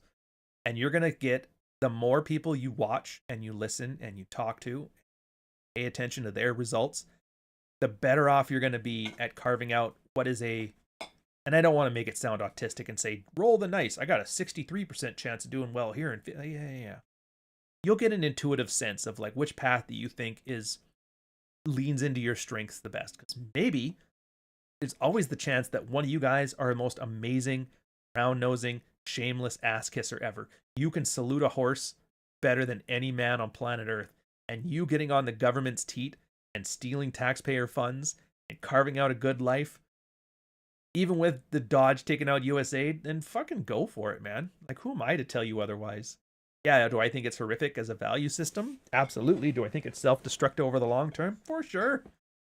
But I mean, how many people are out there telling you to sacrifice yourself, to hoist yourself on your own petard for their stupid pet projects? Do I really want to add to that pile of nonsense? Not really. What can I say? What did you think enjoy the decline meant? Essays? Blogs? Vibes? In the next 5 to 10 years, I can see the age gap. Whatever. Age gap.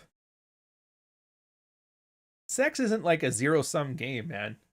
There's no age gap. That chick that blows a 45-year-old dude on Tuesday will fool around with a 23-year-old on Wednesday. Get a quick dinner from Tinder on Thursday from a 30-year-old software engineer. Sleep with a 60-year-old guy on Friday. And then cry to her boyfriend, 27-year-old boyfriend on Saturday. There's more than enough to go around. Well, I don't want to settle down with that. Well, why would you want to? Why would you want to settle down with anybody at all? Make them make that case for you.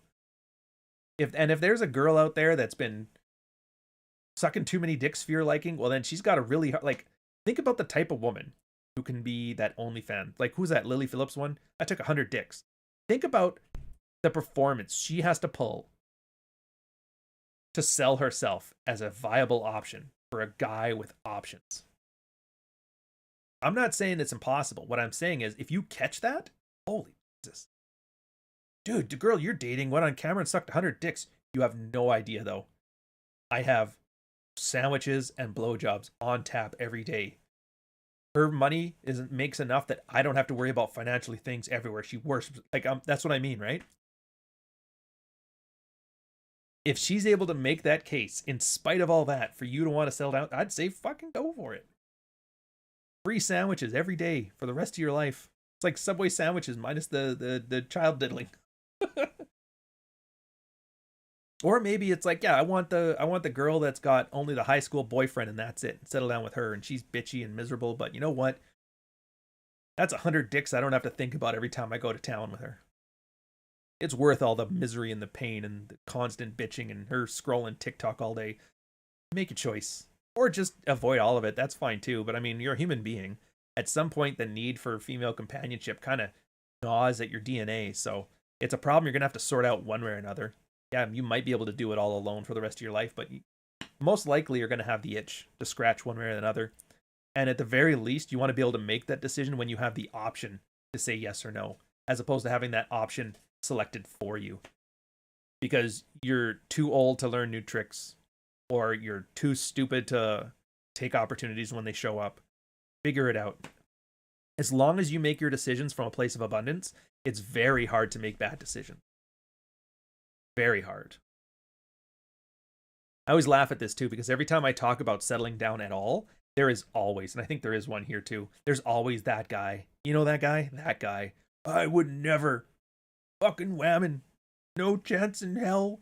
It's not so much that they don't want to. They want to go their own way and whatever.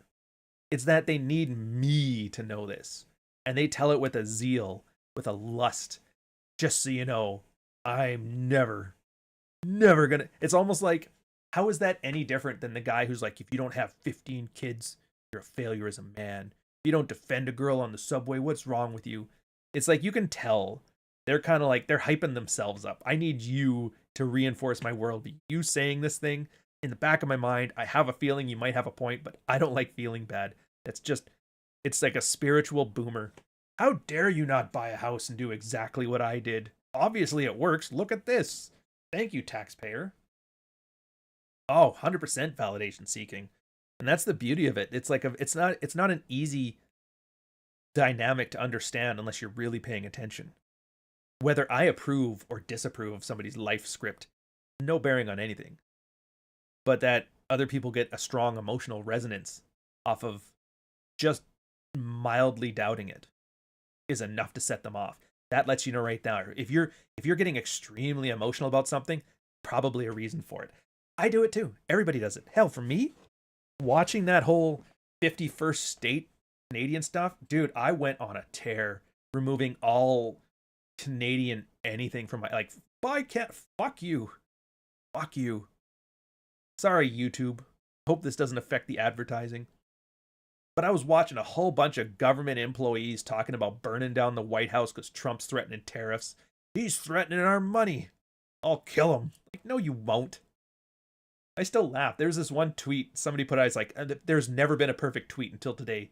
And it was this guy's like, if Trump thinks he could start some stuff, let any American come across the border. I'll shoot him dead. And then like the day before, his tweet was like, hey, everybody should wear a mask because you got to protect. It was like one of those like, I'm scared of the virus guys. And I was just like, oh, that is perfect. That is so perfect. So yeah, think about that one.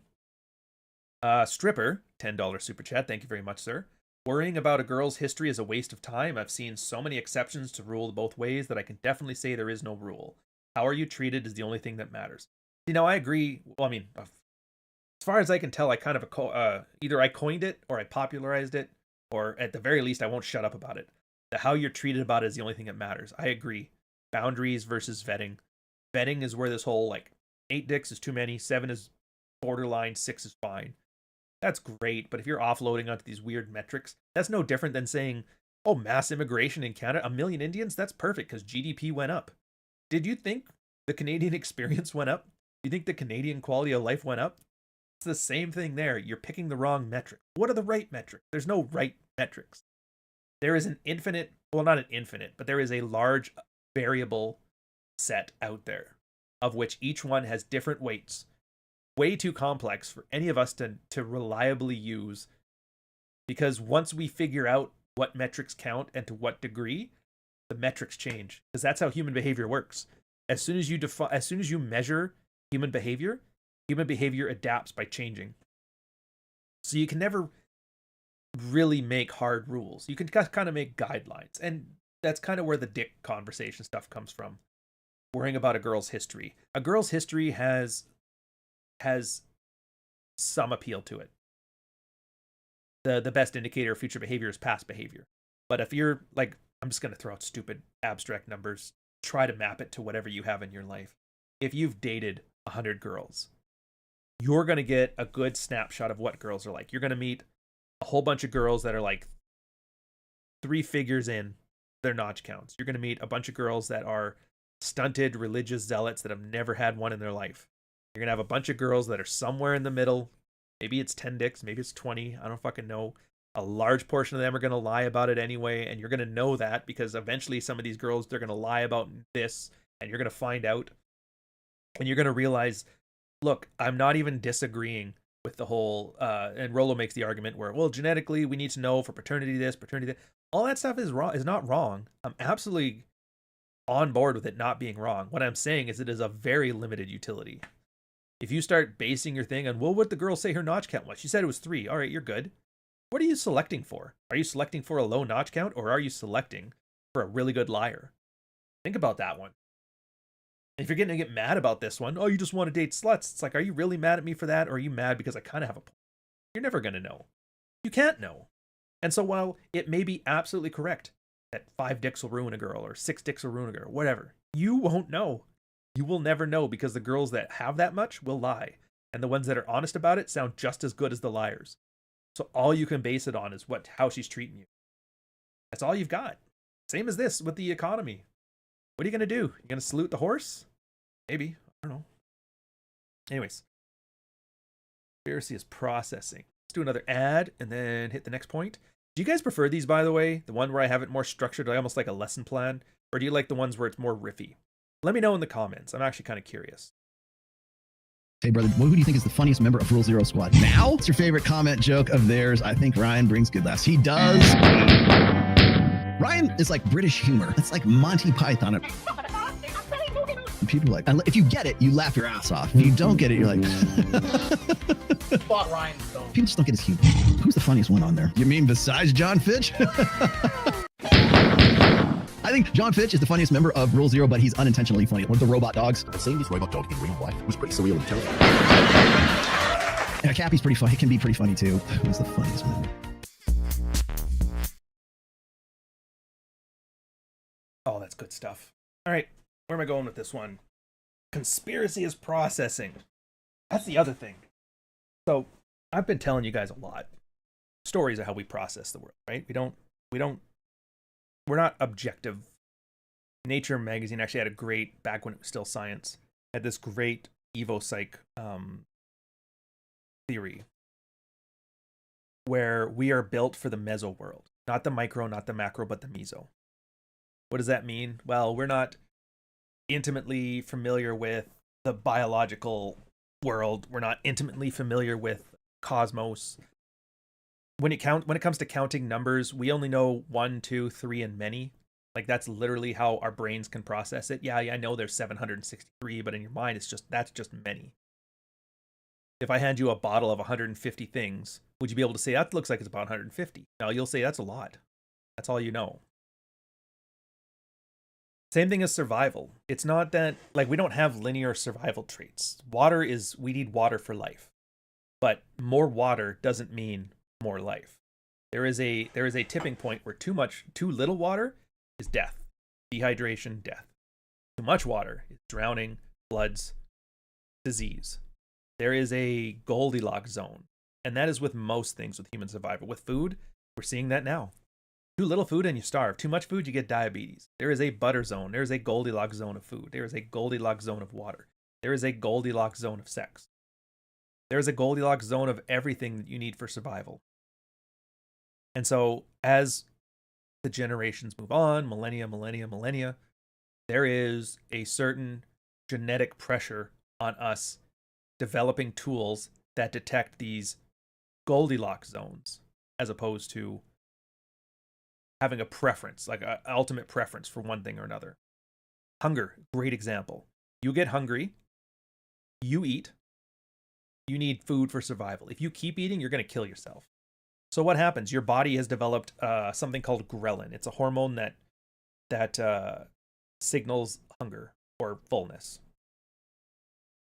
We actually don't know how to. I think Ozempic is as close as we've gotten to shutting off the hunger hormone, the ghrelin one. But yeah, you can't just eat ghrelin pills and it doesn't work that way. We don't quite know how it works yet, and that's the thing. Your body develops ghrelin, and the ghrelins allow you to stop eating when you're full. Some people, it's a little bit off. That's when you see people that can just like overeat, and they usually tend to get fat.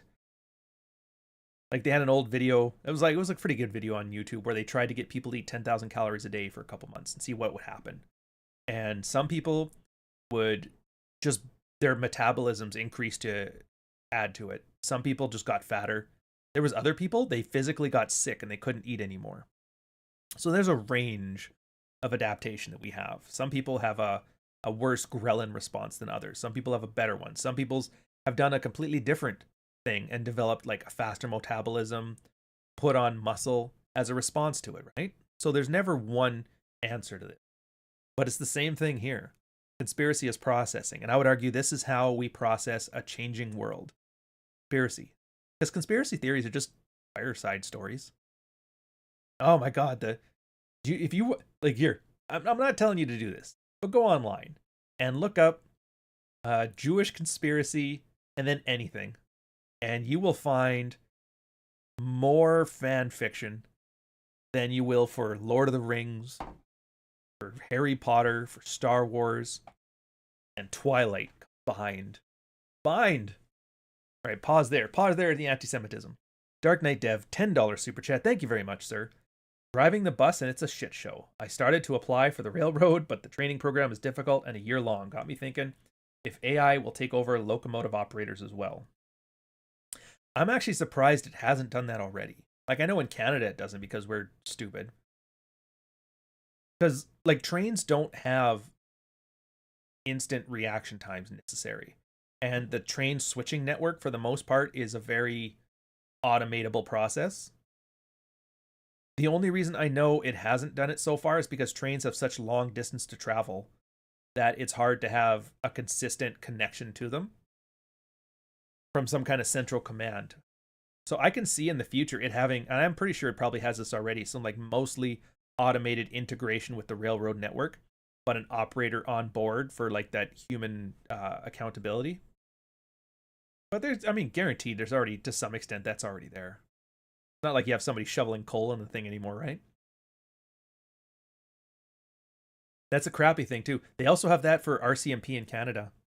So when you join the RCMP, you go to your, I think it's a 6-month training course in Saskatchewan, and you're not paid. It's like an internship. So you have to have the ability to live 6 months. Like you can't have a family back home that needs to have rent paid unless you have a bunch of money set up, or you can join.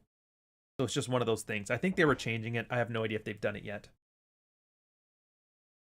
Yeah. My ghrelin is growling right now. I need to eat some breakfast. Dude, after this, they have a tacos and beer festival in Toronto. So the old lady and I are going to that as our like belated Valentine's Day celebration. I'm looking forward to it. Tacos and beer. It's like -10 outside. So I hope the taco trucks have like heaters. I don't want to be, I don't know, the idea of eating like an iced taco. We'll see what happens. Anyway.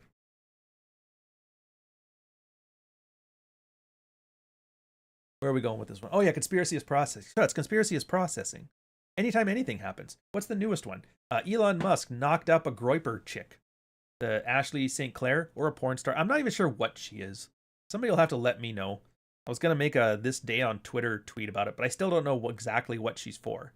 I just know when I did Ashley St. Clair wiki, it just had a picture of Pepe the Frog and a link to the Groipers article. So I'm assuming she's a Groiper. King Rob, $5 super chat. All right, couch, gotta go. By the way, I'll be in Toronto in 2 to 3 months for a weekend of hedonism. How much dollars should I have for 3 days?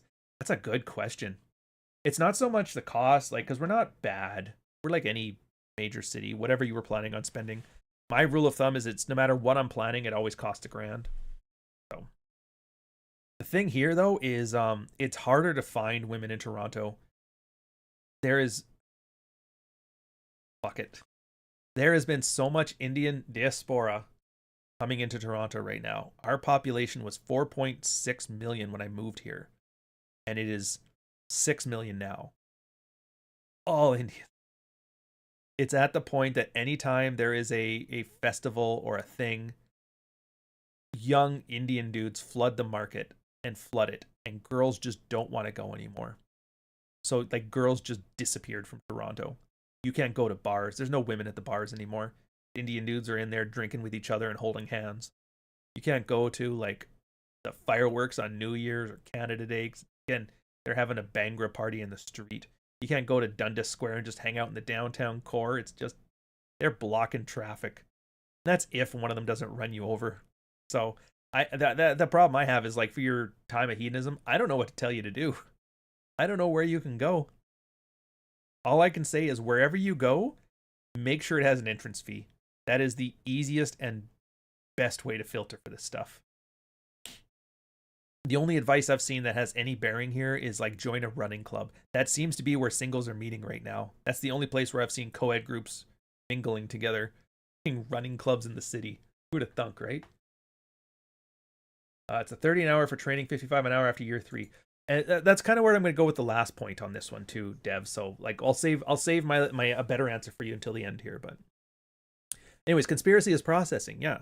So we don't know how to process these things, and our brain, and again, this is why I harp in all of my books about mental models. Why do you need mental models? That's why you need mental models. Our brain thinks in stories. We don't think in facts. We don't think in studies. We think in stories.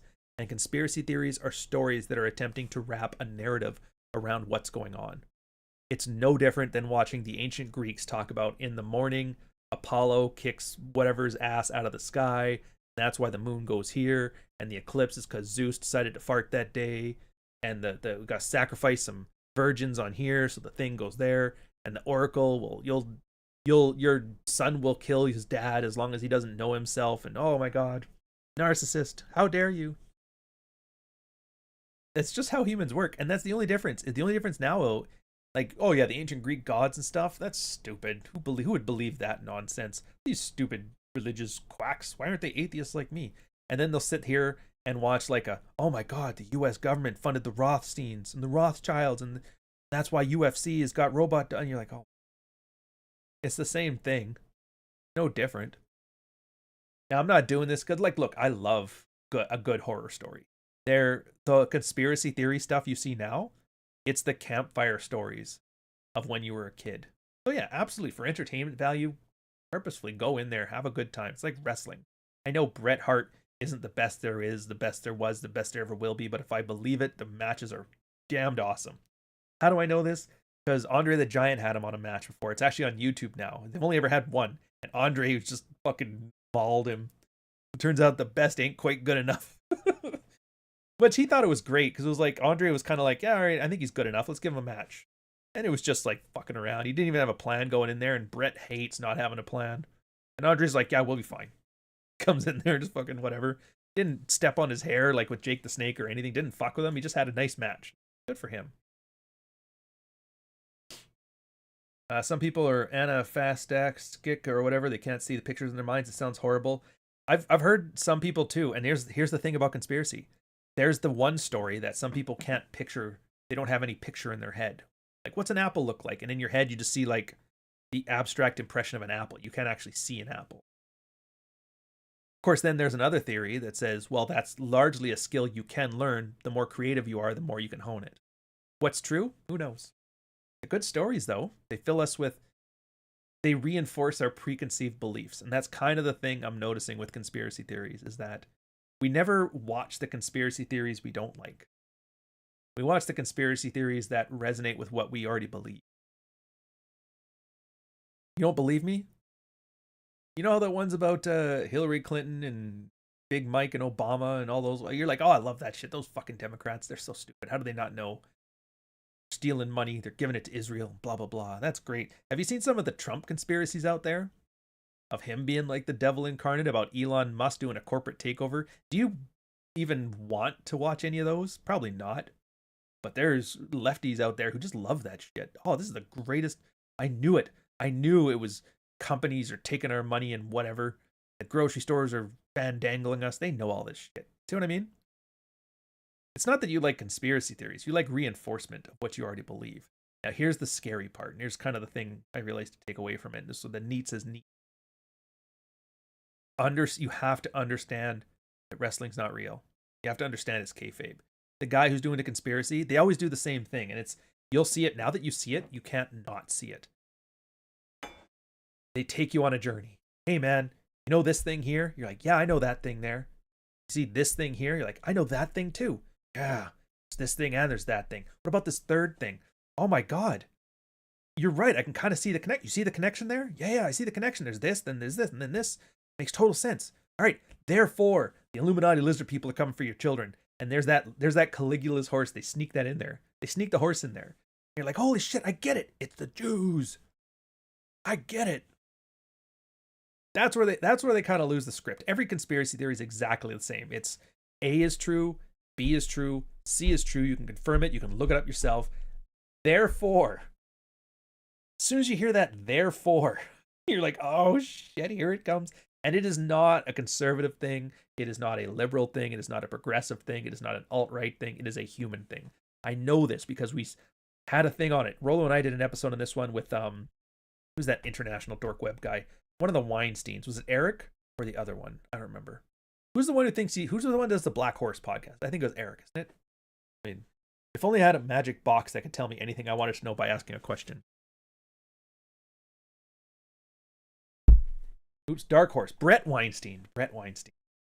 He did that too. And it was about COVID. And it was like, yeah, here's scientific thing here. I agree. Scientific thing here. I agree. Scientific thing here. Yeah. Therefore, and then Rollo would call it Jesus smuggling. And I agree. You're smuggling your morality in the back door. That whole thing. A is right. B is right. C is right. Therefore, banana has to be right. And you're like, holy fuck, I did banana. I had no idea. He was doing that with COVID shit. And you know now, all of it was bullshit. USAID paid so they could inject bats with stuff that could make people sick. They were making it viral and transfer and gain of function research. And Fauci was lying, and the vaccine was like rushed out, and they didn't test it properly. They didn't know if it was going to work or not. And some people died, and they feel really bad about that. But hey, we didn't know. Like, we knew. But hey, salute that fucking horse. Or is it worth losing your job over not thinking that horse is the senator? You're like, all right, Mr. President. Yeah, exactly. I like how you're asking why are there so many. There's so many because we brought them here. We imported them in. So a bunch of companies could save some money. Long-term effects be damned. So yeah, for every one of these conspiracy theories. So I need you. Well, I don't need you. You do it if you want to. You have to put it in its proper category. Sometimes it's fun. As the ones that resonate with you kind of give you an indication as like, what kind of worldview do I have? What kind of conspiracy theories do you like? That kind of is a good indication right there. And then always notice when you're being manipulated. Yeah, A. Oh, yeah, I love A. B. Oh, geez, B. I'm on board with B. C. S. Therefore, Anna. Got me again. Every time. I don't care if you're Jordan Peterson. I don't care if you're Brett Weinstein. I don't care if you're Donald Trump. I don't care if you're JD Vance. I don't care if you're Rollo Tomasi. I don't care if you're me. I'm sure I have my own version of ABC banana here. I just don't know what the fuck it is. If I see it, I'll probably quash it. It's not because I love you guys and I don't want to lie to you. It's just I don't like bullshit. And if I'm gonna feed you bullshit, I'm gonna let you know it's a work. I'm gonna let you know. It's like, hey, this is character, like the chick talk stuff. Do you really think I like sitting there watching chicks act like fucking retards? And then being like, oh, look at these broads. Aren't they dumb as shit? Do you think I really care? No. I know you do, though. I think you enjoy it. I think you realize it's kind of bullshit, too. But, oh, it's just fun to watch a dude in a Hawaiian shirt with a bead necklace and aviator shades going, whamming. Am I right? You can enjoy it, and I can enjoy it. We can all have fun. Of course, there's always the one guy in the chat's like, I fucking thinking it. You said it. Yeah, relax. Think Manosphere Morning. Do you think I love reading dudes grifting off of the stupidest advice ever? You know what you need to do? Stare at the sun to increase your eye. You're like, no, you don't. That's the stupidest advice you've ever said. You should suntan your asshole because it's very sensitive and it would do well with it. It's like, no, you don't need to open up your ass to the world. And I'm not even being hyperbolic here. That is the gayest thing I've ever heard. Spread them cheeks, boy, and let the sunlight in. Really? Really? Oof. No, I don't think I will. Unless it cures my cancer that's going to kill me in 6 weeks to suntan my butthole.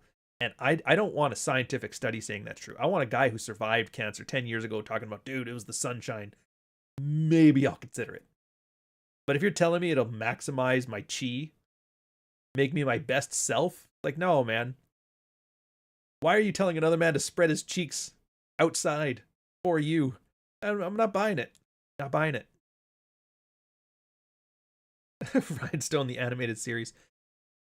There's actually some AI tools for animation. I've always wanted to play with them. I've fiddled with them a little bit. I think I have like a sample thing in here. There's just so much work behind it. It's like if I invest in it, I need it to pay off better than what I'm doing now. That's the only reason I haven't gone that direction yet. But maybe as more spare time, I'll have more time to fiddle with it. I'd have to go look at it again. There's a guy who does them on here. They're actually pretty good. They make them look like it's like a rotoscoping tool. Pretty fucking impressive. The Canadian imports can't be worse than Germany. Yeah, they can, because we don't. Yeah, they can be totally worse. You guys get those guys. Here's the thing about Germany. You're very efficient. So when you import a bunch of third world migrants, you get the guys that like drive cars through Christmas market. Canada's pretty inefficient. We just get a bunch of scam callers and guys who grift and government payouts. You guys, at least, it's like a sharp pain. Here, bam, 500 deaths every 600 immigrants. And for us, it's more like 1% hit to GDP for every X amount. Yeah. Kill for a show directed by Ryan. It'd be fun. Well, to be fair. Oh, and okay, so yeah, I got stay on topic. We're doing stories and book stuff next. First, we're gonna make fun of somebody. Probably George Bruce. There she is. Ryan Stone, another It is just. Oh my god. If you're a young man, you need to figure out what you're trying to do with your life, you need to subscribe to this goddamn channel. What the fuck? Megan Fox with a dick, or Hulk Hogan with a pussy. Mel time. It's Mel time. Why are you doing this to me? Why are you doing this to me? Do you see that Waffle House there? There's murderers in there. You have to conclude that Trump betrayed us. Socially retarded fact. Seething. Don't work with retard. He's a halfway decent looking guy, a nice smile, can be a gentleman, snarky as even in person, yet he blocks me and talks shit about. Somebody find out their fucking real names for me. How do you not love that goofy bastard? Take a drink. All right, so yeah. So now comes the promotion side of the things here. Here's hoping I don't lose you guys, because look, I don't get excited about anything. You can ask my girl. She's like, hey, happy? Something's coming up. And it's like the greatest thing ever. And I'm like, Why aren't you happy? It's like, we want me to do dance? He goes, yes. I'm like, I'm not going to dance. I've never gotten happy about anything. My dopamine is fried. I don't get excited anymore. But I'm actually, as close as I can get to that, I am with this. The dog walker came out yesterday. And I am happy. Pulling up the numbers right now. I am happy. We're already... The first day, 70. Which is awesome. The only launch I had that was better was Frame. So it's humbling. I love seeing you guys enjoy it. And it's not so much just like, yay, I did it. It's like, no, like I achieved something. But I won't know that yet. Because this is the first people. They haven't read it yet. They're reading it now. Will they enjoy it? And so it's the second group that'll let me know if I did it. For now, it's just you guys did it. That's awesome. Because it's I've been talking about it a lot. It's just like, what do you want to do? Do you want to be spending your whole life shitting on women, talking about, oh, you know what sucks? Fruit fly studies and DNA and hot counts. Like, I get it. There's value in it. If you're an angry guy, you need an anger phase. You need somebody to tell you your anger is righteous. There's a reason you're having it. You're not wrong. You're not stupid. You are seeing something. Yes, maybe your parents didn't give you the tools to adapt to it. Yes, maybe you were stunted. Maybe there's an issue in your way that caused this to happen. Nobody listens if you dismiss their anger. So they need the anger. Anger is how you get started. It increases your neuroplasticity. It allows you to be open to trying it and learning new things. Absolutely. Anger. Get it in there. Get it into your system. It's totally right. You're allowed to have it. I think that's the most important part. Just being told you're not allowed to be angry is what causes a lot of repression. Comes out in a lot of stupid ways. So once you're there, then what? That's where all like the guidance stuff comes in. It's not so much me teaching you how to be a better man. I think that's ridiculous. It's the whole, here's what I did and here's what works for me.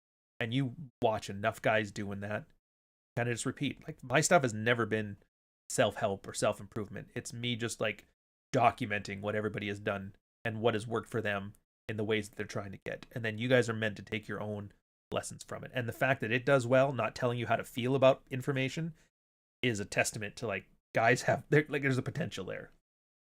Because everybody who does any online marketing or whatever will tell you, you got to tell people how to feel. That's the only way to make it in 2025. I'm like, not necessarily. Not necessarily. Thank God for that.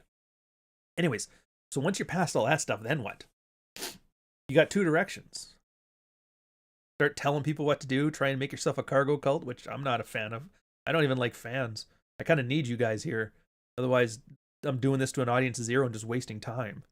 And then you need me here because you're bored right now and you'd rather listen to this on your morning commute rather than, I don't know, Dan Blitzarian talk about Hustle Bros or whatever the fuck he talks about. That's great. So we're both winning. It's awesome. But the Dog Walker, it's a fiction story. It's entertainment. It's wrestling. It's the conspiracy theory stuff. It's stories. We listen and we learn through stories. Why wouldn't I do that?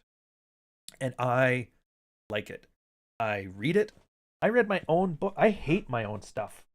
Once I'm done editing, I have to read a book and then the audiobook. I usually have to read my own stuff like 4 times. And at the end, I'm like, I don't want to fucking see this again. I still like seeing this. Hell, my girl's reading it. She's never read anything of mine. She's reading this. She was terrified too. She's like, dude, I was terrified that it was going to be a piece of shit. And then I got to sit there and you're going to ask me what I thought of it. And then I have to tell you. She's like, oh, thank God. Thank God, it's actually pretty good. I'm like, yeah, no worries. I don't take compliments well. I also told her to go eat a dick, but whatever. But it's, and the thing that I like about good storytelling, and as I do more, I'm going to get better at it, obviously. So this one's pretty good as it is, but I can do better. When you read it, it's not just a story about a guy getting tail, sleeping around. It's not like an episode of Dream On or an episode of Californication. Oh, he's like the best lover in the world and he's doing the greatest things. I always hate that shit. No, it's like a real person with real problems. And he has to overcome those problems. And that's the purpose of it. And it's not just him. It's all the characters. It's just because they aren't people either. They're more like archetypes. So in his case, he's a promise keeper. And you guys know from the Red Pill side, what's a promise keeper? Well, they're the guy whose dad has to work or whatever. And maybe he's cheated on mom. And mom uses the son as like an emotional tampon, complaining about problems. And because he's afraid of abandonment, he decides whatever my mom said she didn't like, I'm never going to do that to a woman ever. Not realizing that sometimes women just complain for the sake of. And so in doing that, he kind of sabotages his ability to enjoy like healthy human connection, right? And the funniest part of this, and it's the part that I kind of, and if you know the red pill stuff, you kind of understand it. But if you don't, it gets kind of explained to you in a way that makes sense. Like there's no jargon in this. If you knew nothing about the red pill, it would still be a good, compelling story. In fact, it's kind of designed that way. I don't want it to have a connection to the red pill. I don't want it to be tainted by Andrew Tate's bullshit. I want this to stand on its own. But yeah, so like he learns like, oh, my stepdad was a manipulative asshole. I'm never going to do that. And so he builds up all these rules. He ends up being just as manipulative, if not worse, than what he's trying to avoid. And so it's those lies we tell ourselves, right? He's saluting the horse. And then the girls he meets throughout the story are different facets of that pseudo manipulation that he does. Like the one example, and I'll probably do a reading at some point. Melissa in there. She's a single mom. She's a sailor. She's got her boobs done. You kind of remember the same girl from. It's based on the girl from Fuck Files, but it's a different person. But some similarities. In that one, the part I love about it is Rex meets a girl who's doing exactly what he's doing. So where he has his daddy issues, like his Promise Keeper daddy issues, the Rex guy. Main character's Rex isn't Oedipus Rex. Get it? She has the same ones with her mom. Her mom was a manipulative, borderline chick, eats men alive kind of thing, just uses them up for resources, that kind of stuff. And so he meets his mirror image, and he finds her to be just horrific. She's like a manipulative bitch. And she has a horrible life, and then later on, oh my god, her life got even worse. And that's it. Like, so that's like an example there, where he sees his ghost of Christmas future. In the dating life, he finds that he doesn't like it, but he's not smart. He doesn't catch on to it right away. He meets another one, and each one has like a different aspect of his very unhelpful, manipulative nature. And sometimes he meets a good girl that actually is like nothing but swell, nothing but good. She just wants to have fun, and she's a decent person, and he kind of ruins it because he can't get out of his own way too. And then it's nice, and then eventually he gets all the way to the end where he gets the BPD girlfriend, hits rock bottom, and he has to make that choice. Do I decide to overcome? They call it the big decision in storytelling. It's whether a story becomes a tragedy or a comedy. The thing there. So he has to make the choice. Do I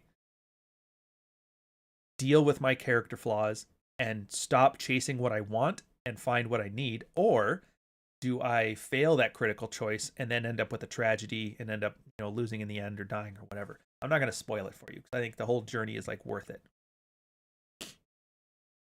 So that part is nice. But the thing is too, it's like you don't have to get that deep about it. If you just want to have fun and read a story about a guy like muddling around in the dating world, you can just have a surface level enjoyment like that. There is a shit ton of humor in there. There is a lot of like weird stuff, like the idea that he's like deathly. He's big on like designing his life to be perfect, his career, his thing. But the thing is, those perfections, you always see examples where they're not actually very good. Like another one, he's talking about he loves his sofa.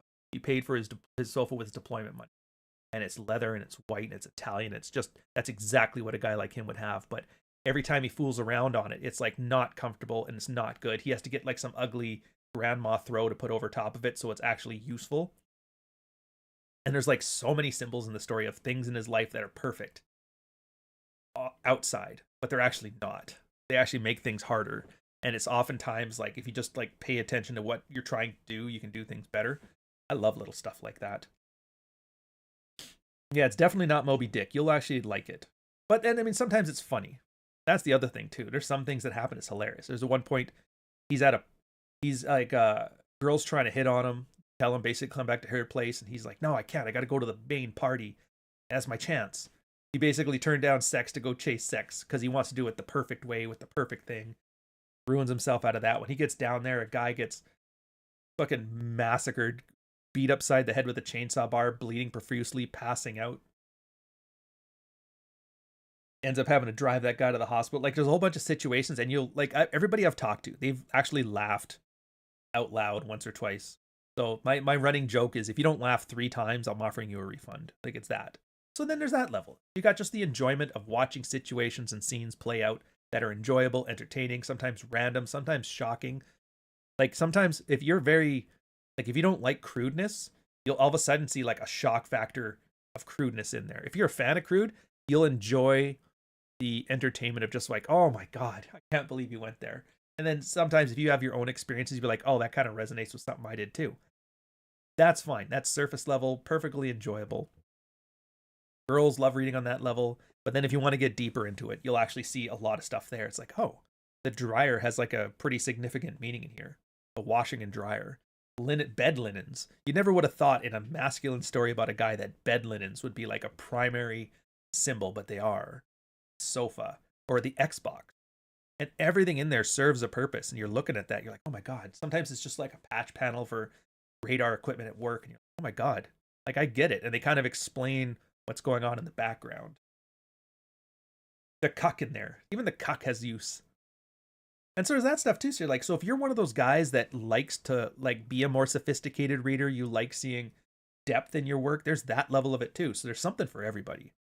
Even girls will like it. And it's the first book. It's the only time I can say this. It's the first time I have written a book that you can read the book. You can enjoy the book. You can leave the book on your coffee table. You can have a girl over your place. She can look at the book. She's like, what's this book? And you can tell her about the book without embarrassment. Oh, it's a story about, it's like a romantic story. But it's made for guys. No girls allowed. And the girl can rubberneck. Oh my God, what's the guy's perspective on it? They'll read it and they'll enjoy it too. First book in the manosphere, I would argue, that a girl would be willing to read it and enjoy it. Leave that on your coffee table.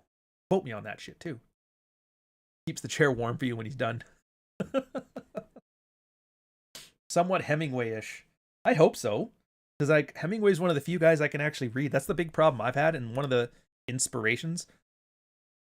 I can't remember who said it. I think it was anyways, doesn't matter. Where he was like, the worst thing in life is the homage. What? And he was the idea of like, don't watch too many movies if you're a director. I think it was a director that said this, but like, don't read too many books if you want to write, because then you're just gonna like copy what everybody else is doing. And for me, I have a real problem. Like, I have a hard time getting into books. Trying, I really am. But I'm finding most books are overly verbose. It's 90% world building and exposition and moral platitudes and shit like that, and extra words they don't need to be in there. They explain everything in such excruciating detail that I can't use my imagination, so why would I do this? If I just wanted to sit down and turn my brain off, I would watch TV. Hemingway was one of those guys where I'm like, I can actually do that. He gives me enough information to know what I'm doing, but he leaves out just enough that I can picture it. Like the short life of Macomb, I think was the last one I was reading. I think that's what it's called. He's talking about a guy hunting in the African savannah. And he describes the savannah briefly, right? Lion is there, savannah's there, tents here, it's hot as shit. But he doesn't tell me what color the grass is. I know what that is, and if not, I can picture it in my head. He doesn't tell me what the road looks like. He doesn't describe what the help looks like, or I don't know. Who's the main character? Wilson. He's got a red hair, reddish skin, weathered. Like, I know exactly what that looks like. He doesn't tell me in detail. And that's good, too, because all that time he would have explaining those details that don't matter is time that I'm not watching the story and the characters develop. And so it takes you out. And I hated that, so I did my best to... Any detail that distracted you from what was important, I would remove it unless it was necessary. And I found, like, oh my God, that's the kind of thing that I'm looking for in books. And I think for a lot of guys you can't read, that's what they're looking for in books. Stop telling me how awesome your world is that you built for your sci-fi novel. Show me shit that's interesting. And same thing as the Marvel slop. Dude, they spend so much money on like CGI, choreographed, whatever, that I don't even get to get into the story in the book. That's why I have to sit here and watch like a movie from 1976 that has zero CGI, because they have to give me the story because there's nothing else there. Awesome. On books, just head towards older pulps and short story anthologies. Yeah, I've been noticing that's kind of where I'm going with that. Although I do have to finish reading Clary's new book, Thor's book, and the Masculine Geek pulp anthology. I want to read that. I guess the big question is, like, do I review it or not? Because there's actually another guy doing YouTube reviews. What's his name? Hold on a second. there was 2 of them, but the one I'm thinking of right now, Extranet Shaquille, which, what a fucking weird name, but good for him. Whereas like critique is actually good. And there's been other people saying you need to be like abrasive and like argumentative with other people and harsh with your critiques, because that battleground is how people make things better. And I'm like, do I want to go that route? Or do I just want to go the route that if I like something, I'll talk about it, and if I don't like it, I won't talk about it? I don't know. James Elroy White's minimalistic too. See, that's just it. It's not, I don't think it's, well, I mean, you tell me. I don't know. I don't consider it minimalistic. Like, I'm not trying to put the bare minimum. What I'm trying to do is make everything appropriate. If that's, I don't know if that's what, maybe that's what minimalist is. But yeah, for every detail, does the reader need to know this? If he doesn't know this, does that ruin his experience? Does it, like it, sometimes something is just in there as a little bit of randomness because it's entertaining. Like, it'll make you laugh. Maybe the situation needs some levity. So something in there to add levity. Sometimes it's in there just to be memorable. Like for set pieces. There's not very many set pieces. There's his home, there's his office, there's the bar, there's the girls' places. Sometimes there's like the streets of the city. Not a huge amount of set pieces, but the idea of setting them apart, sometimes you need a random detail of something just so it sticks in your mind. Sometimes it's just because if the situation resonates with you, like if you've ever, at one point, the one guy in the chapter in his worst, he's like wandering the streets looking for the girl, the BPD chick that broke his heart. And I just mentioned like he was sweating and his body was hot. He kept checking his phone, and then he's like, oh, does the battery still work on it? Does this? Maybe that's what the problem is. But he's like sweating so much, and then he goes outside and it's cold and it's just like salt on his skin. But it's all described very quick and jarring in the same way that somebody who's having a panic attack would have it. But the idea of like just the salt drying on somebody's skin, anybody who's ever sweat their ass off and then gone outside when it's cold kind of knows that feeling. So it's the idea that it's supposed to be visceral, but it's a detail. I think it matters. You're not minimalist, you're concise. Okay, I can live with that. I can live with concise. Yeah, so, and then that was my big thing. It's like, I get it. It's a $10 Kindle. It's a $20 paperback. It's a $30 hardcover. And that's not a lot of money. That's 1, 2, or 3 Starbucks cappuccinos. It's probably an 8-hour read. But I want to make sure at the very least I can say this is better than a Frappuccino. I'm pretty confident saying this is better than a Frappuccino.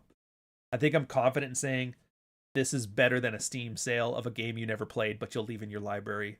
I'm confident in that.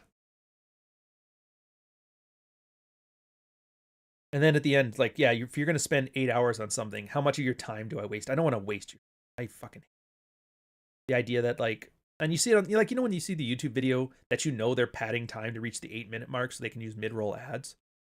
Like, no.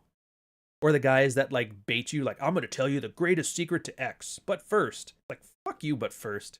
I came here for that information. I'll stick around after that information if you're entertaining, but don't fucking dangle the carrot in my neck. And everybody knows that because you look at the search bar and you'll see, like, a little graph display, like, where are people watching it? And you'll see 8-minute video.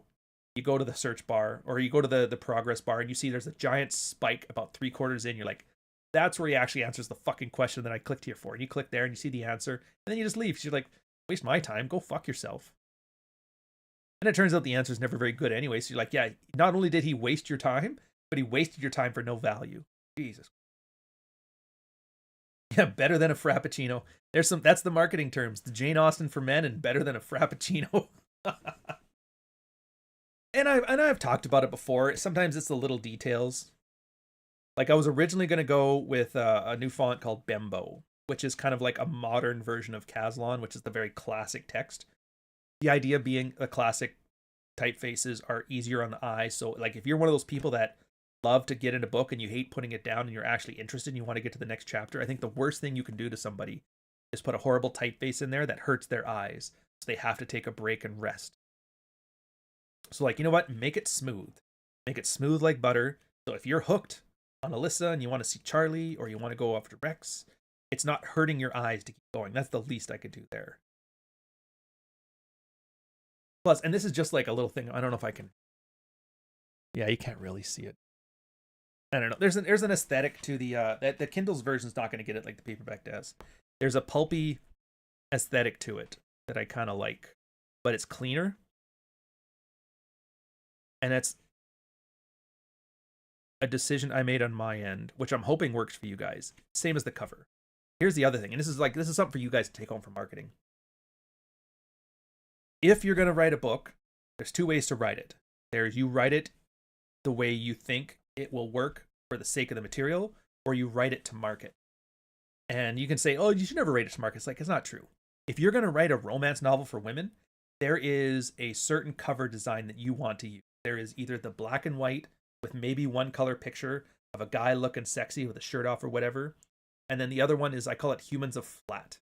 You know that type of art? Like there was if you go to like Amazon, you look at the top 100 books right now for women or whatever, and you'll see the one. It looks like almost like the way, what's that show? South Park. Like the way South Park does animations. That's how like women's literature is written right now with those cover designs. So you can say, oh, that's horrible, it looks ugly in that, but it does set expectations. If a girl is looking through a book to buy a romance novel and she sees dude with his chest out or the Humans of Flat stuff, she knows, okay, this is the kind of book that I've already read 5 of. I like the genre. I'll try this one out. Now that's going to be a detriment to this one in the short term, because nobody does ink washed, rotoscope typed, sort of cartoony 1970s pulp American pop Ralph Bakshi. A very, very specific aesthetic that I don't think anybody does on Amazon anywhere. I've never seen it. I actually went out of my way to make sure nobody could see it.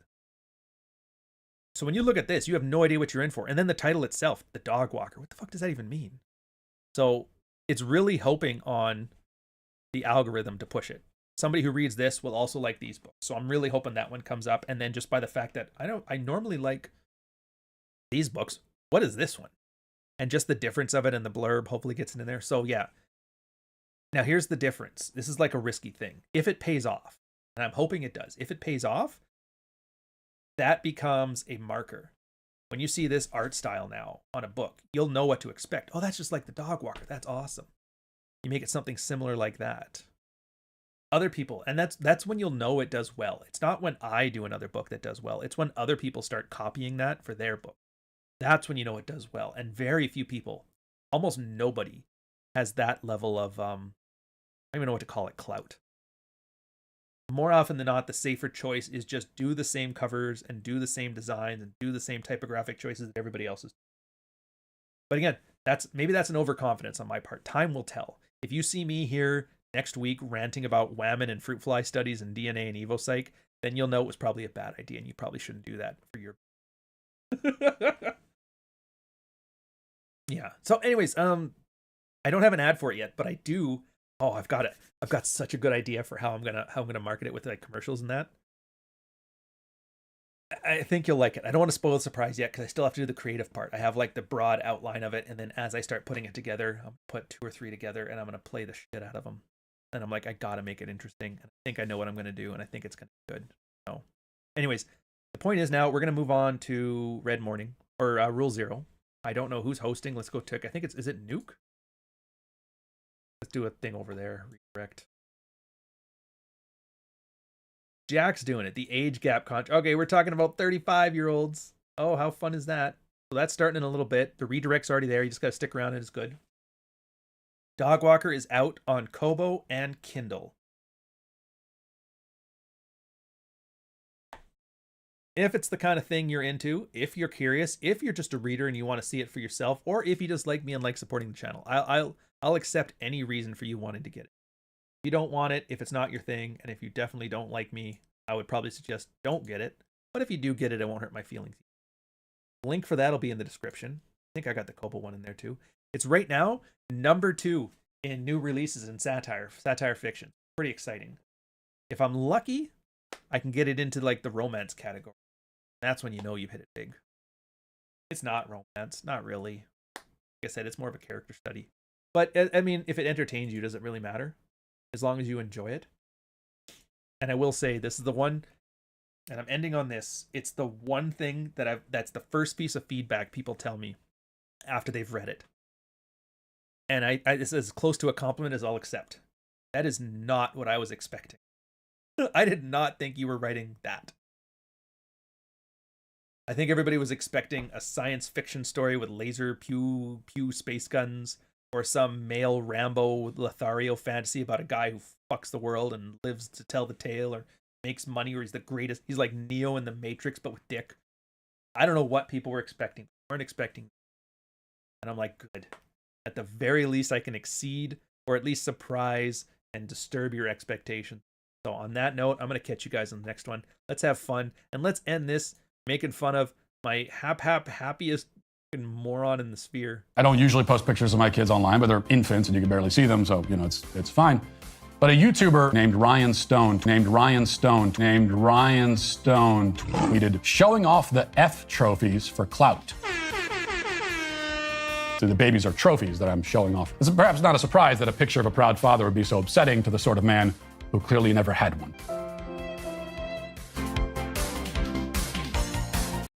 Yeah, fuck you, Matt Walsh. All right, later, boys.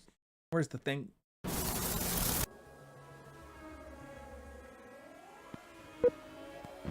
$79T 2458 Learning Corp. Little Red Riding Hood. Take 1.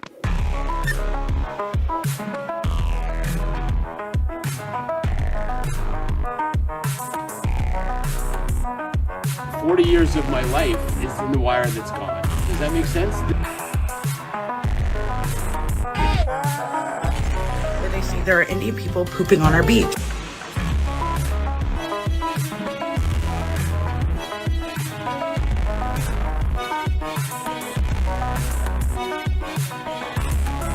It's a